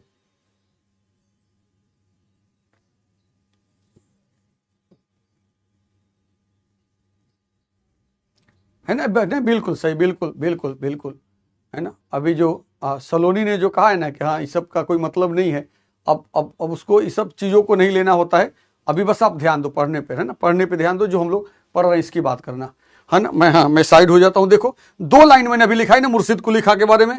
मुगल बादशाह औरंगजेब ने 1700 ईस्वी में मुर्शीद कुली खां को बंगाल का दीवान बनाया, और मुगल बादशाह फर्रुखसियर ने 1717 ईस्वी में मुर्शीद कुली खां को बंगाल का सूबेदार बनाया। फर्रुखसियर चूंकि कमजोर शासक था, और फर्रुखसियर के समय में ही, है ना, फर्रुखसियर के समय में ही आप देखना, फर्रुखसियर के समय में ही क्या हुआ, फर्रुखसियर के समय में मुर्शीद कुली खां ने क्या किया, मुर्शीद कुली खां ने अपनी स्वतंत्रता की घोषणा कर दी।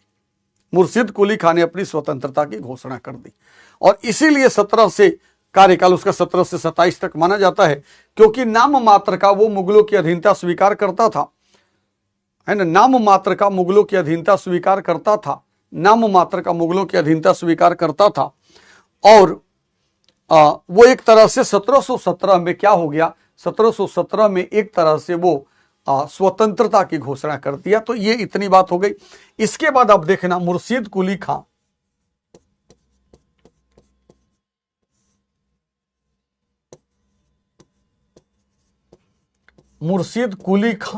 ने बंगाल की राजधानी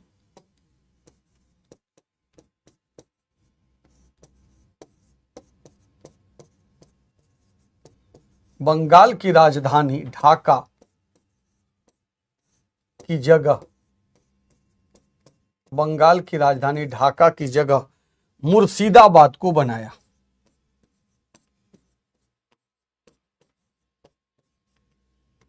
मुर्शिदाबाद को बनाया। देखना, मुर्शिदाबाद को बनाया। तो बंगाल की राजधानी को मुर्शिदाबाद किसने बनाया था? बंगाल की राजधानी को मुर्शिदाबाद मुर्शिद कुली खान ने बनाया था।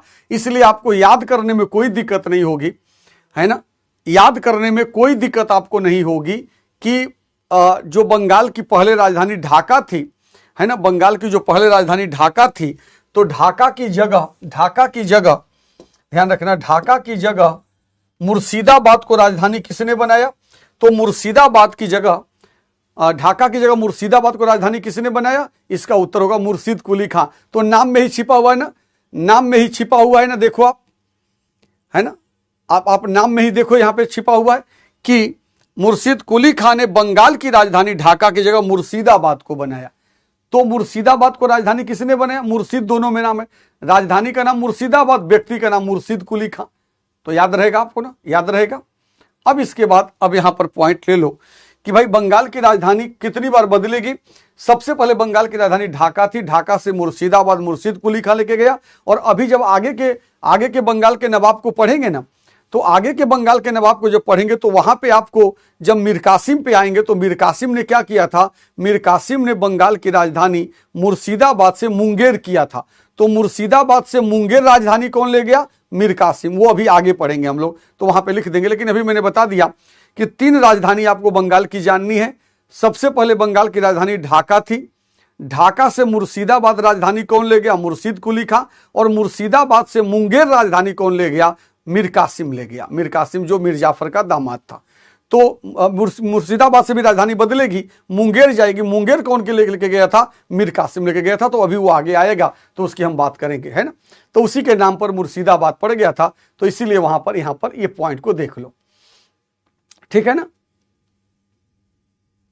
है ना। हाँ बिल्कुल बिल्कुल। तो चलो अब यहां पर देख लेना कि अब इसके अंतर्गत जो बातें हैं, इसके अंतर्गत जो पॉइंट है उसकी बात यहां पर हम कर लेते हैं। तो 3 बातें मुर्शिद कुली खां से हो गई ना। हाँ, मुंगेर बिहार में है, मुंगेर बिहार में है। और वो राजधानी परिवर्तन करने का काम मीर कासिम ने किया था, जो मुर्शिदाबाद से मुंगेर। अभी इसी टॉपिक में ना बंगाल के नवाब को पढ़ने में वो कॉलम आएगा, तो वहां पे मैं आपको याद दिलाऊंगा कि देखो अब राजधानी परिवर्तन का जो मामला था वो क्या था, उसका संदर्भ क्या था। हो गई नहीं इतनी बात। अब चलो इसके आगे चढ़ते हैं हम लोग। अब हम लोग इसके आगे बढ़ते हैं। मुर्शिद कुली खां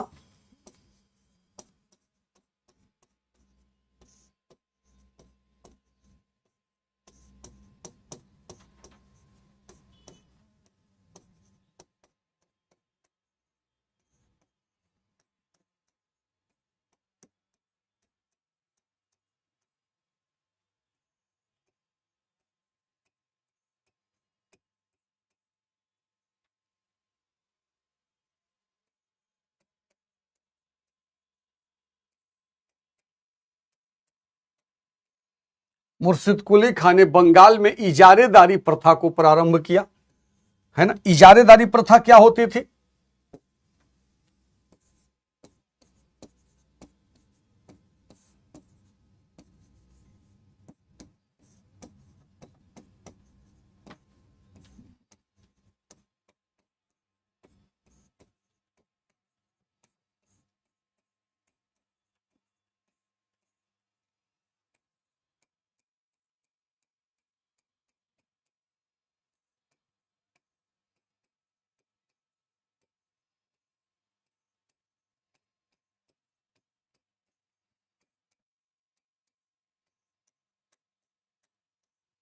इसी को इजारेदारी व्यवस्था कहा जाता है ना। इसी को इजारेदारी व्यवस्था कहा जाता है। सबसे ऊंची बोली लगाने वाले व्यक्ति को राजस्व की वसूली का अधिकार देना ही क्या है? इजारेदारी प्रथा या इजारेदारी व्यवस्था।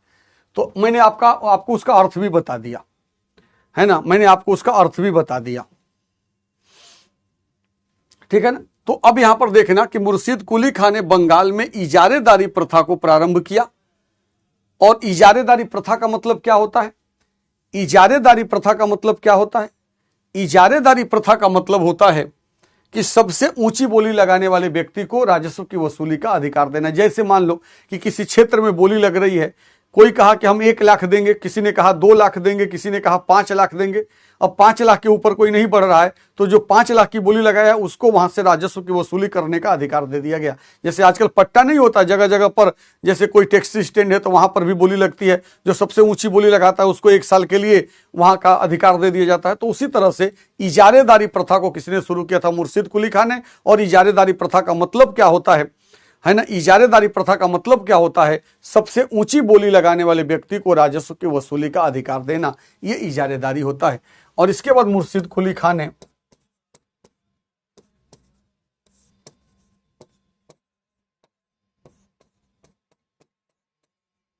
किसानों को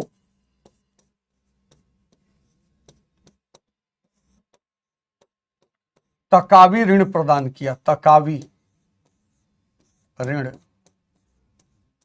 प्रदान किया। देखो, तकावी ऋण प्रदान किया, किसानों को तकावी ऋण प्रदान किया।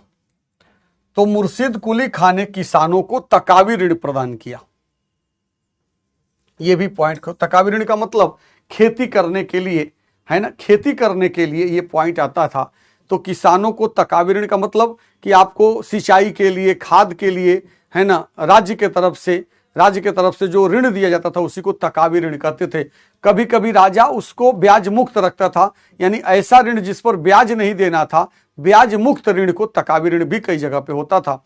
तो वहां पर हाँ, और मुर्शिद कुली खां का ना पारिवारिक संबंध व्यक्तिगत नहीं था, लेकिन रिश्ते के अंतर्गत मुर्शिद कुली खां का संबंध इनडायरेक्ट रूप से बनता था। तो उस संबंध का कोई मतलब नहीं है ना। उतनी गहराई में जाओगे तो फिर तो इतिहास पढ़ते ही रह जाओगे, है ना, खुद का ही इतिहास बन जाएगा। तो इसलिए जहां पर जो चीजें कंडीशन है ना, अब ये जानने की क्या जरूरत है कि औरंगजेब का मुर्शिद कुली खां साढ़ू था कि साला था कि क्या था, वो कोई मतलब नहीं है ना। क्योंकि इतिहास में यदि उतना जानने की कोशिश करेंगे तो सब इधर का उधर हो जाएगा, है ना। तो इसलिए यहां पर देखना कि उसने बस इतना जानना कि औरंगजेब ने मुर्शिद कुली खां को बंगाल का दीवान नियुक्त किया था। औरंगजेब ने मुर्शिद कुली खां को बंगाल का दीवान नियुक्त किया था, ठीक है। तो मुर्शिद कुली खां ने किसानों को तकावी ऋण प्रदान किया। ये बात जाना, तकावी ऋण का मतलब क्या होता है? ब्याज मुक्त ऋण होता है। शब्दों की मीनिंग को समझो, ब्याज मुक्त ऋण होता है जिसको हम तकावी ऋण कहते हैं। तो उसने दिया। अब इसके बाद क्या बात आएगी? मुर्शिद कुली खां की मृत्यु कब हुई? 27 में। अब देखना, मुर्शिद कुली खां की मृत्यु के बाद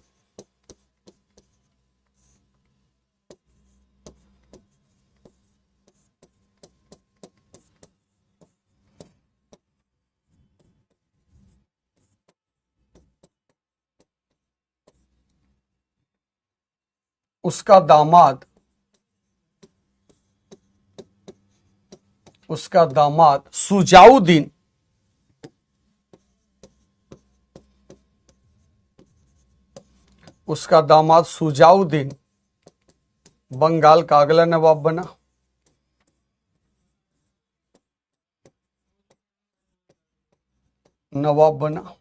बंगाल का अगला नवाब कौन बना? सुजाउद्दीन बना, जो कौन था? मुर्शिद कुली खां का दामाद था, है ना, नवाब बना। अब इसके आगे का पॉइंट मैं बोल देता हूं तो आप लिख लो, क्योंकि उसमें 1-2 संदर्भ है, उसकी बात यहां पर आ जाएगी।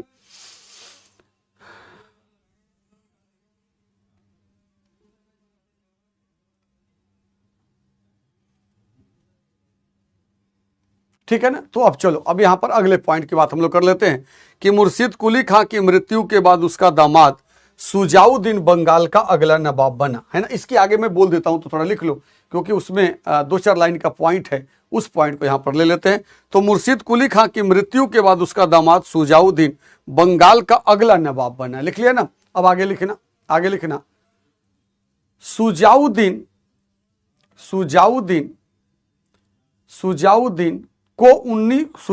को 1733 लिखना, 1733 ईस्वी में 1733 ईस्वी में उड़ीसा का क्षेत्र भी बंगाल में शामिल हो गया। उड़ीसा का क्षेत्र भी बंगाल में शामिल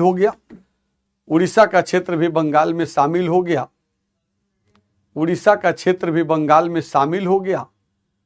और सुजाउद्दीन ने और सुजाउद्दीन ने बिहार का, है ना, बिहार का क्षेत्र यहां पे लेना, बिहार का क्षेत्र भी शामिल हो गया। बिहार, उड़ीसा नहीं, बिहार लिखना, बिहार का क्षेत्र भी, मतलब बंगाल में बिहार का क्षेत्र भी शामिल हो गया। 1733 ईस्वी में बिहार का क्षेत्र भी बंगाल में शामिल हो गया। और सुजाउद्दीन ने बिहार का नायब सूबेदार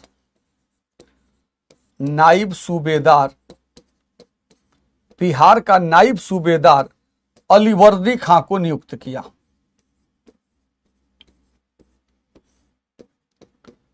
नायब सूबेदार अलीवर्दी खां को नियुक्त किया। बिहार का नायब सूबेदार अलीवर्दी खां को नियुक्त किया, है ना, बिहार का नायब सूबेदार अलीवर्दी खां को नियुक्त किया। बिहार का नायब सूबेदार अलीवर्दी खां को नियुक्त किया। जब अब आगे लिखना, जब 1739 ईस्वी में जब 1739 ईस्वी में सुजाउद्दीन की मृत्यु हो गई, जब 1739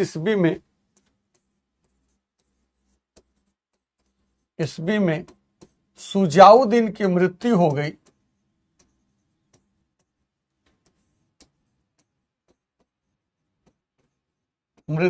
गई, तब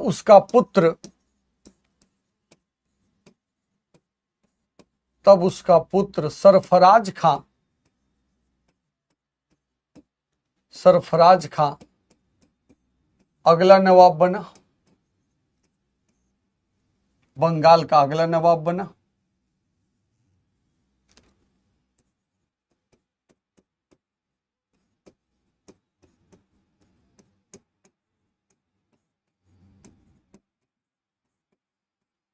देखो, बंगाल का, तब उसका पुत्र सरफराज खां बंगाल का अगला नवाब बना, तब उसका पुत्र सरफराज खां बंगाल का अगला नवाब बना। किंतु, लिखते जाना, किंतु 1740 ईस्वी में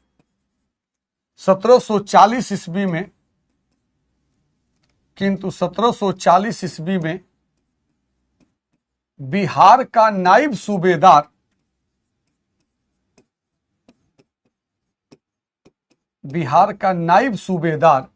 अलीवर्दी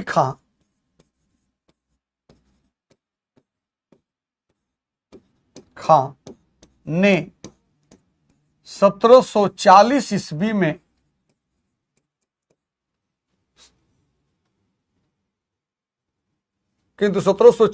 में बिहार का नायब सूबेदार अलीवर्दी खां ने यहां पे लिखा है, अलीवर्दी खां ने सरफराज खां को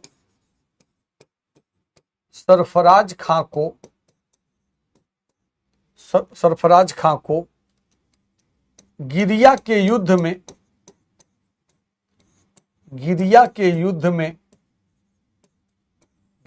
युद्ध कब हुआ था? 1740। गिरिया के युद्ध में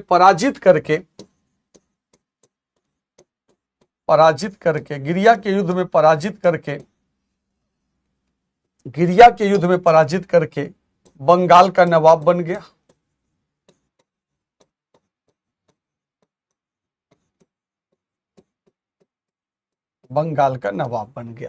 बस, इसके बाद अब हम लोग अलीवर्दी खां की कहानी को शुरू करेंगे, है ना, अलीवर्दी खां की कहानी को शुरू करेंगे। तो आप यहां पर देख सकते हो कि 1740 ईस्वी बिहार का नायब सूबेदार अलीवर्दी खां, ईस्वी में बिहार का नायब सूबेदार अलीवर्दी खां ने सरफराज खां को गिरिया के युद्ध में पराजित करके बंगाल का नवाब बन गया। यानी, अब इसको फिर से मैं आपको क्लियर कर देता हूं कि मुर्शिद कुली खां के बाद उसका दामाद सुजाउद्दीन नवाब बना। सुजाउद्दीन के समय में एक दो प्रश्न बनता है।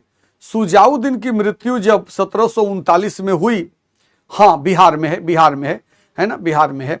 तो अभी गिरिया का युद्ध 2 बार होगा। अभी मैं आपको बताऊंगा कि गिरिया का युद्ध 2 बार हुआ था। अभी एक बार ये हुआ है, अभी एक बार मीर कासिम के समय में हुआ था तो वो बिहार के अंतर्गत हुआ था।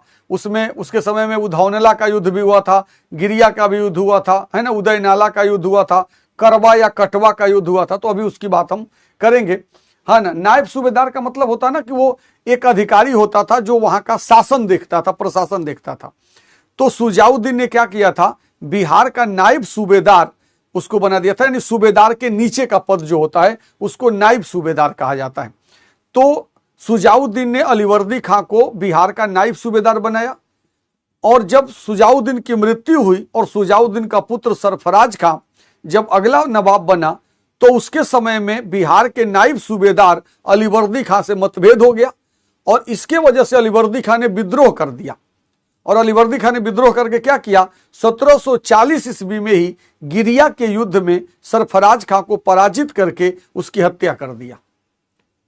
सरफराज खां को पराजित करके उसकी हत्या कर दिया, और खुद बंगाल का नवाब बन गया, और खुद बंगाल का नवाब बन गया। क्लियर है? तो खुद बंगाल का नवाब बन गया।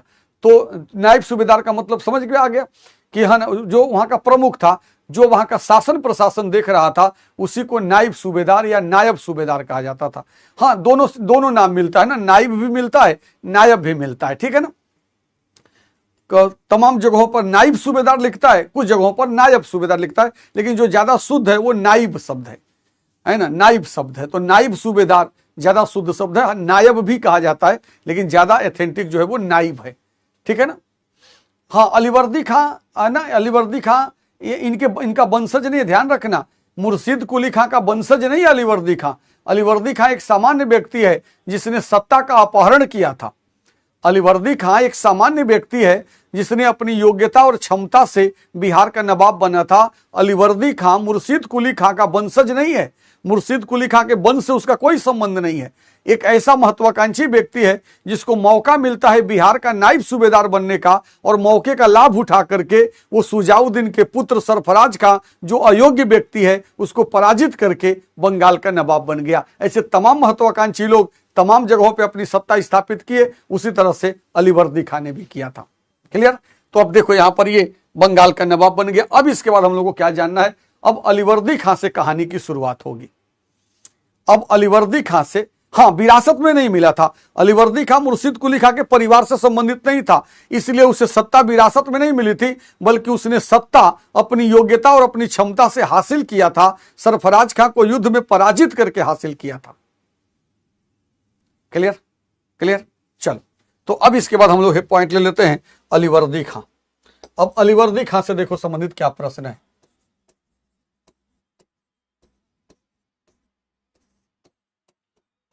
अलीवर्दी खां, इसका कार्यकाल भी लंबा होगा।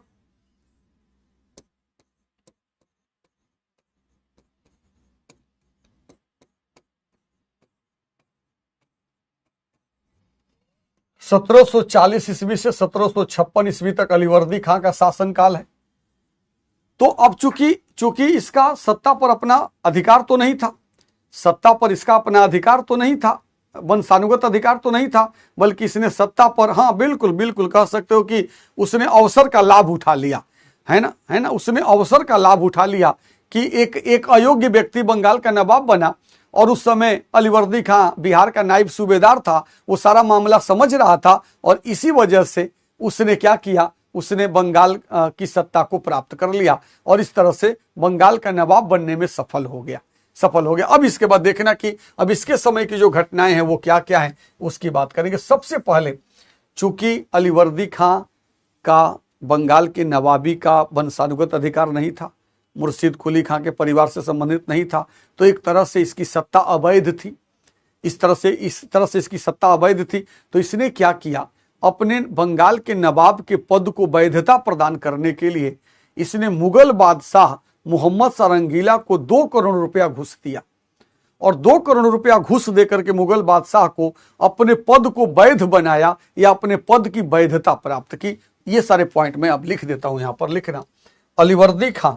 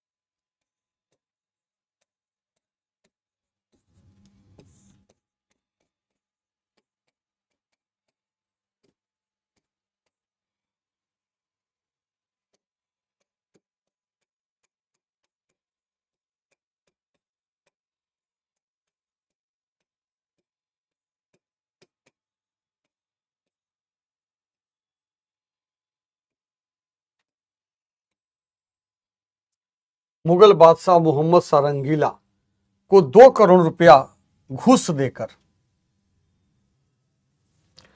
के लिए मुगल बादशाह मोहम्मद शाह रंगीला को 2 करोड़ रुपया घूस दिया। घूस दिया, बस इतनी बात यहां पर ध्यान रखना, इतनी बात। तो अलीवर्दी खां बंगाल के नवाब के पद को वैधता प्रदान करने के लिए मुगल बादशाह मोहम्मद शाह रंगीला को 2 करोड़ रुपया घूस दिया। ध्यान रखना, ये पहली और अंतिम बार वो उसको देगा, इसके बाद 16 वर्ष तक, है ना, 16 वर्ष तक। हाँ, क्योंकि मुगल बादशाह के अधीन माना जाता था ना। ध्यान रखना ना सुप्रिया, शिवप्रिया, ध्यान रखना कि जो मुगल बादशाह था ना उसके अधीन माना जाता था, यानी बंगाल पूर्णतः स्वतंत्र नहीं था, वो मुगल बादशाह के अधीन माना जाता था। तो मुगल बादशाह जब मान्यता दे देगा अपने तरफ से तो उसका पद वैध हो जाएगा। फिर कोई ये नहीं कहेगा कि उसने सत्ता का अपहरण किया था या सत्ता को छीन लिया था, क्योंकि मुगल बादशाह की सहमति उसको प्राप्त हो गई है। तो इसके वजह से उसने 2 करोड़ रुपया घूस दिया था, 2 करोड़ घूस दिया था। लेकिन हाँ, आप समझ सकते हो उस समय 2 करोड़ रुपया आज का कितना हो जाएगा। तो 2 करोड़ रुपया उसने घूस दिया था अपने बंगाल के पद को वैधता प्रदान करने के लिए, है ना। मोहम्मद शाह रंगीला मुगल बादशाह था। अभी हम लोग मुगल बादशाहों की बात करेंगे तो उसमें आएगा कि मोहम्मद शाह रंगीला कौन था। मुगल बादशाह था जिसका कार्यकाल 1719 से 1748 तक था, 1719 से 1748 तक था, ठीक है ना। तो वो, हाँ, उसको मैं इतनी बातों आपको समझाना था ना, तो इसलिए मैंने लिख दिया था। बाकी जो पॉइंट होंगे उसको मैं बोल के आपको लिखाऊंगा, लेकिन जो पॉइंट समझने लायक है उसको मैं बोर्ड पे लिखता हूं ताकि समझ में आए, क्योंकि ना ज्यादा महत्वपूर्ण बात समझना है। क्योंकि जब विषय समझ में आ जाता है ना तो कहीं से भी आप पढ़ोगे तो चीजें समझ में आएगी। महत्वपूर्ण बात समझना है किसी चीज को, और समझ करके उसको एक सीक्वेंस में, उसको क्रमबद्ध रूप में लिख लेना होता है, यही करना रहता है। तो अब देखो, अलीवर्दी खान ने बंगाल के नवाब के पद को क्या किया। अब इसके बाद इससे रिलेटेड जो भी पॉइंट होगा उसकी बात करेंगे। और फिर अलीवर्दी खां का कोई पुत्र नहीं था, अलीवर्दी खां का भी कोई पुत्र नहीं था। इसकी 3 पुत्रियां थी, और उन्हीं 3 पुत्रियों में से एक पुत्री का पुत्र था सिराजुद्दौला, जिसको इसने अपना उत्तराधिकारी बनाया था। लेकिन उसके पहले अलीवर्दी खां से 3-4 प्रश्न बनते हैं, वो 3-4 प्रश्न को जरा देख लो, है ना। 3-4 प्रश्न बनते हैं, जरा उसको देख लो। उसको मैं लिखा देता हूं, फिर समझा देता हूं, फिर हम आगे चलेंगे कि सिराजुद्दौला कौन था। क्योंकि सिराजुद्दौला के समय में ही प्लासी का युद्ध होगा, उसी युद्ध से सिराजुद्दौला की हत्या होगी, और उसी का सेनापति मीर जाफर बंगाल का अगला नवाब बनेगा। तो वहां से घटनाओं की डेंसिटी बढ़ जाएगी। सिराजुद्दौला के समय से घटनाओं की डेंसिटी बढ़ जाएगी, बहुत सारे पॉइंट वहां पर आ जाएंगे। क्योंकि सिराजुद्दौला के पहले तो पॉइंट कम है नवाबों से, किसी से 1 प्रश्न, किसी से 2 प्रश्न, किसी से 3 प्रश्न। लेकिन सिराजुद्दौला और उसके आगे प्रश्नों की संख्या बढ़ जाती है। तो यहां पर देखना, इतनी बात लिख लेना सभी लोगों ने, इतनी बात सभी लोगों ने लिख लिया। इसके बाद लिखना अलीवर्दी खां, लिखना अलीवर्दी खां के कार्यकाल के दौरान, अलीवर्दी खां, आगे लिखना अलीवर्दी खां के कार्यकाल के दौरान, अलीवर्दी खां के कार्यकाल के, अब आगे लिखना अलीवर्दी खां के कार्यकाल के दौरान बंगाल पर मराठों का कई बार आक्रमण हुआ। बंगाल पर मराठों का कई बार आक्रमण हुआ। बंगाल पर मराठों का कई बार आक्रमण हुआ। इसीलिए 1751 ईस्वी में, इसीलिए 1751 ईस्वी में, इसीलिए 1751 ईस्वी में अलीवर्दी खां ने, 1751 ईस्वी में अलीवर्दी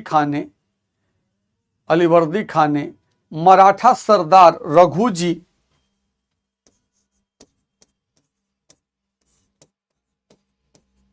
मराठा सरदार रघुजी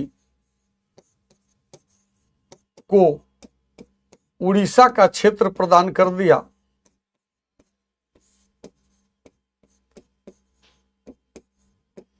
उड़ीसा का क्षेत्र प्रदान कर दिया। उड़ीसा का क्षेत्र प्रदान कर दिया। देखना, उड़ीसा का क्षेत्र प्रदान कर दिया तथा 12 लाख रुपया वार्षिक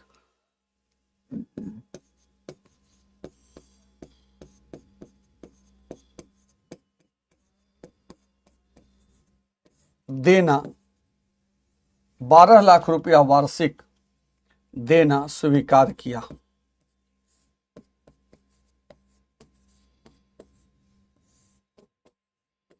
12 लाख रुपया देना स्वीकार किया। ये एक प्रश्न अलीवर्दी खां से बनता है और ये बात कब की है? 1751 ईस्वी की।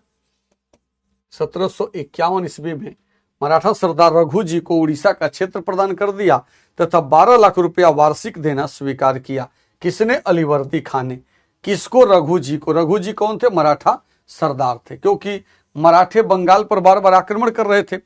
मराठे बंगाल पर बार बार आक्रमण कर रहे थे, है ना। मराठे बंगाल पर बार बार आक्रमण कर रहे थे और उनको पराजित कर रहे थे। इसलिए मराठों से अपना, है ना, मराठों से अपना छुटकारा पाने के लिए या मराठों को संतुष्ट करने के लिए कि मराठे बार बार बंगाल पे आक्रमण न करें, इसलिए उसने रघु जी को उड़ीसा का क्षेत्र भी दे दिया और मराठों को 12 लाख रुपया वार्षिक देना स्वीकार किया। मराठों को 12 लाख रुपया वार्षिक देना स्वीकार किया। तो इस तरह से अलीवर्दी खां के समय में ये दो बातें थी। एक तो मुगल बादशाह को अपने पद को वैधता प्रदान कराने के लिए 2 करोड़ रुपया घूस दिया और मराठा सरदार रघु जी को, पूरा नाम रघु जी भोसले है, तो रघु जी को उड़ीसा का क्षेत्र दे दिया और 12 लाख रुपया वार्षिक देना स्वीकार किया। क्यों क्यों क्यों 12 लाख रुपया वार्षिक देना स्वीकार किया? क्यों उड़ीसा का क्षेत्र दे दिया? ताकि मराठे बार बार बंगाल पर आक्रमण न करें। तो मराठों के आक्रमण से अपने राज्य को बचाने के लिए, मराठों के आक्रमण से अपने राज्य को बचाने के लिए अलीवर्दी खां ने मराठों को उड़ीसा का क्षेत्र दे दिया और 12 लाख रुपया वार्षिक देना स्वीकार किया। 12 लाख रुपया वार्षिक देना स्वीकार किया। तो इस तरह से ये पॉइंट हो गया। अब इसके बाद एक लाइन और लिख लो तो अलीवर्दी खां का जो संदर्भ होगा वो पूरा हो जाएगा, है ना। क्योंकि मराठों को अपना साम्राज्य विस्तार करना था, है ना। कोई भी राजा, कोई भी शक्ति दूसरे राज्य पे आक्रमण क्यों करते थे? उसको अपना साम्राज्य बढ़ाना होता था। तो साम्राज्य बढ़ाना होगा, है ना, साम्राज्य बढ़ाना होगा तो आक्रमण करना पड़ेगा ना। मान लो मैं इलाहाबाद का राजा हूं और मुझे कानपुर को भी जीतना है, लखनऊ को भी जीतना है, तो कानपुर पे आक्रमण करेंगे ना, लखनऊ पे आक्रमण करेंगे, उसको जीतेंगे तभी तो हमारे साम्राज्य का विस्तार होगा। तो कोई भी राजा होता था और यदि वो शक्तिशाली होता था तो दूसरे क्षेत्रों पे आक्रमण करके उनके क्षेत्र को या तो अपने साम्राज्य में मिला लेता था या तो उनसे संधि समझौता करके उनसे धन लेता था। कॉमन बात थी, है ना। तो इस तरह से हो गया। अब आगे लिखना, अब आगे एक पॉइंट लिखना। हाँ, खुद की सेफ्टी के लिए, क्योंकि मराठे लूटपाट करते थे। यदि मराठों को ये पैसा नहीं देते तो मराठे लूटपाट करते, तो इनके बंगाल को जब चाहते तब लूट लेते। तो इसके वजह से उस लूटपाट से बचने के लिए इन्होंने 12 लाख रुपया वार्षिक देना और उस उड़ीसा का क्षेत्र देना स्वीकार किया ताकि मराठे अब बंगाल पर आक्रमण नहीं करेंगे, इसके लिए। अब आगे लिखना, अब एक पॉइंट और लिखना अलीवर्दी खां, हाँ, उड़ीसा देने के अलावा 12 लाख रुपया वार्षिक देना तय किया गया। ठीक है ना। उड़ीसा तो दिया ही दिया, उड़ीसा देने के अलावा उसने क्या किया? उड़ीसा देने के अलावा 12 लाख रुपया वार्षिक देना भी स्वीकार किया। और जब तक ये 12 लाख रुपया वार्षिक देता रहेगा तब तक मराठे इसके राज्य पर आक्रमण नहीं करेंगे, है ना। तब तक मराठे इसके राज्य पर आक्रमण नहीं करेंगे। अब एक पॉइंट और केवल बचता है इससे, उसको जरा लिख लेना। एक पॉइंट अलीवर्दी खां से और बच रहा है, उसको लिख लो। लिखना अलीवर्दी खां का यूरोपीय कंपनियों के साथ अच्छा संबंध था। अलीवर्दी खां का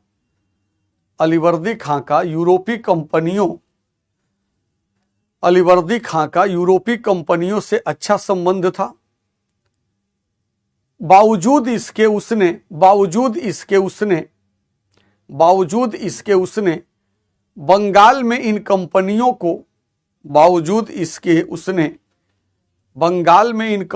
को किलेबंदी या दुर्गीकरण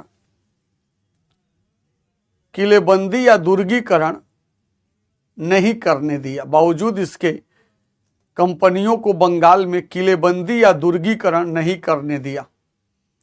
किलेबंदी या दुर्गीकरण नहीं करने दिया। किलेबंदी या दुर्गीकरण नहीं करने दिया। किलेबंदी या दुर्गीकरण नहीं करने दिया। वह यूरोपियों के बारे में अक्सर कहा करता था। वह यूरोपियों, ऐसे लिखना, वह यूरोपियों की तुलना मधुमक्खियों से करता था। वह यूरोपियों की तुलना मधुमक्खियों से करता था। वह यूरोपियों की तुलना मधुमक्खियों से करता था और कहता था कि वह यूरोपियों की तुलना मधुमक्खियों से करता था और कहता था कि यदि इन्हें न छेड़ा जाए, यदि इन्हें न छेड़ा जाए, यदि इन्हें न छेड़ा जाए तो शहद देंगी, यदि इन्हें न छेड़ा जाए तो शहद देंगी, और यदि छेड़ा जाएगा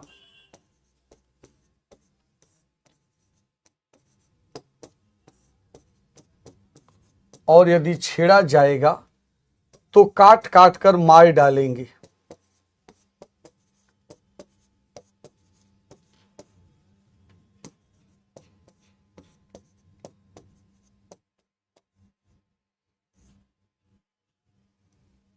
तो काट काट कर मार डालेंगे।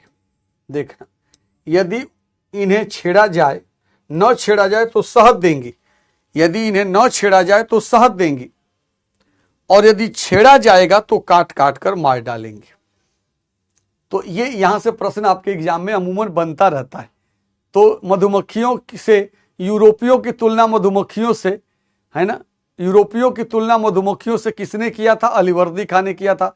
अलीवर्दी खां कौन था? बंगाल का नवाब था, बंगाल का नवाब था। और वो यूरोपियों के बारे में उसका कहना था कि यदि, क्योंकि उसने यूरोपियों की तुलना मधुमक्खियों से किया, यानी यूरोपीय लोग कैसे हैं? मधुमक्खियों के जैसे हैं, कि जिन्हें न छेड़ा जाए तो शहद देंगी, और यदि छेड़ा जाएगा तो काट काट कर मार डालेंगी, है ना, काट काट कर मार डालेंगी। ये कथन किसका है? अलीवर्दी खां का।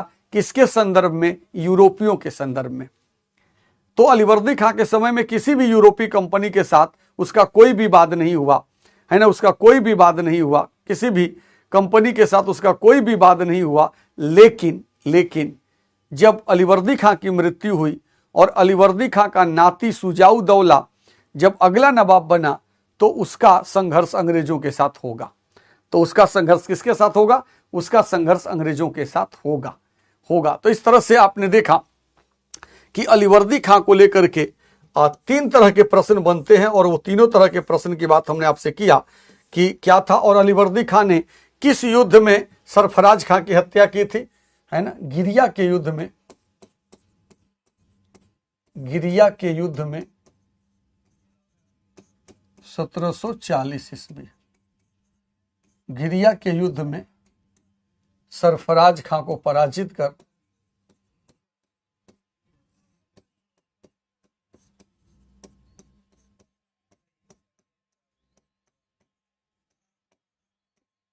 बंगाल का नवाब बना।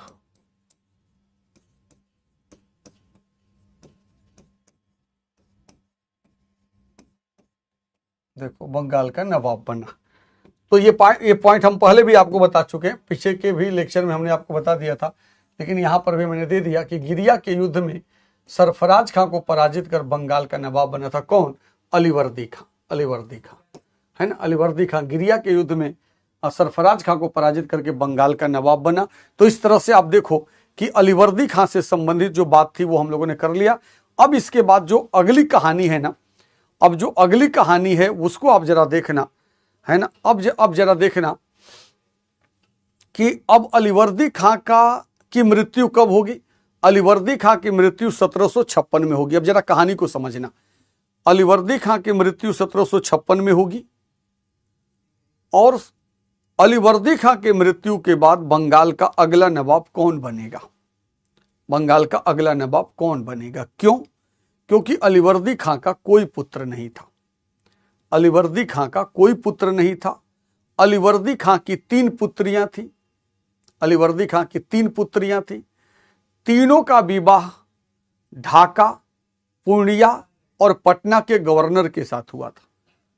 अलीवर्दी खां की 3 पुत्रियां थी, कोई पुत्र नहीं था, और उन तीनों पुत्रियों का विवाह एक का ढाका के गवर्नर के साथ, एक का पटना के गवर्नर के साथ, और एक का पूर्णिया के गवर्नर के साथ किया था।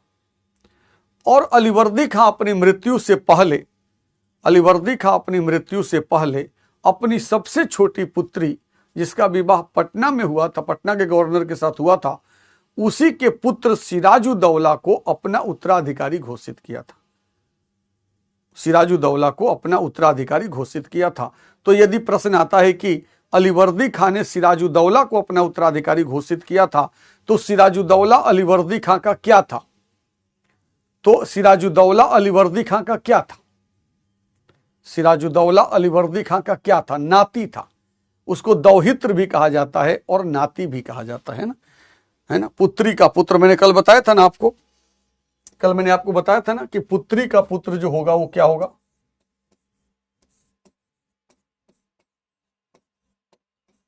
नाती होगा,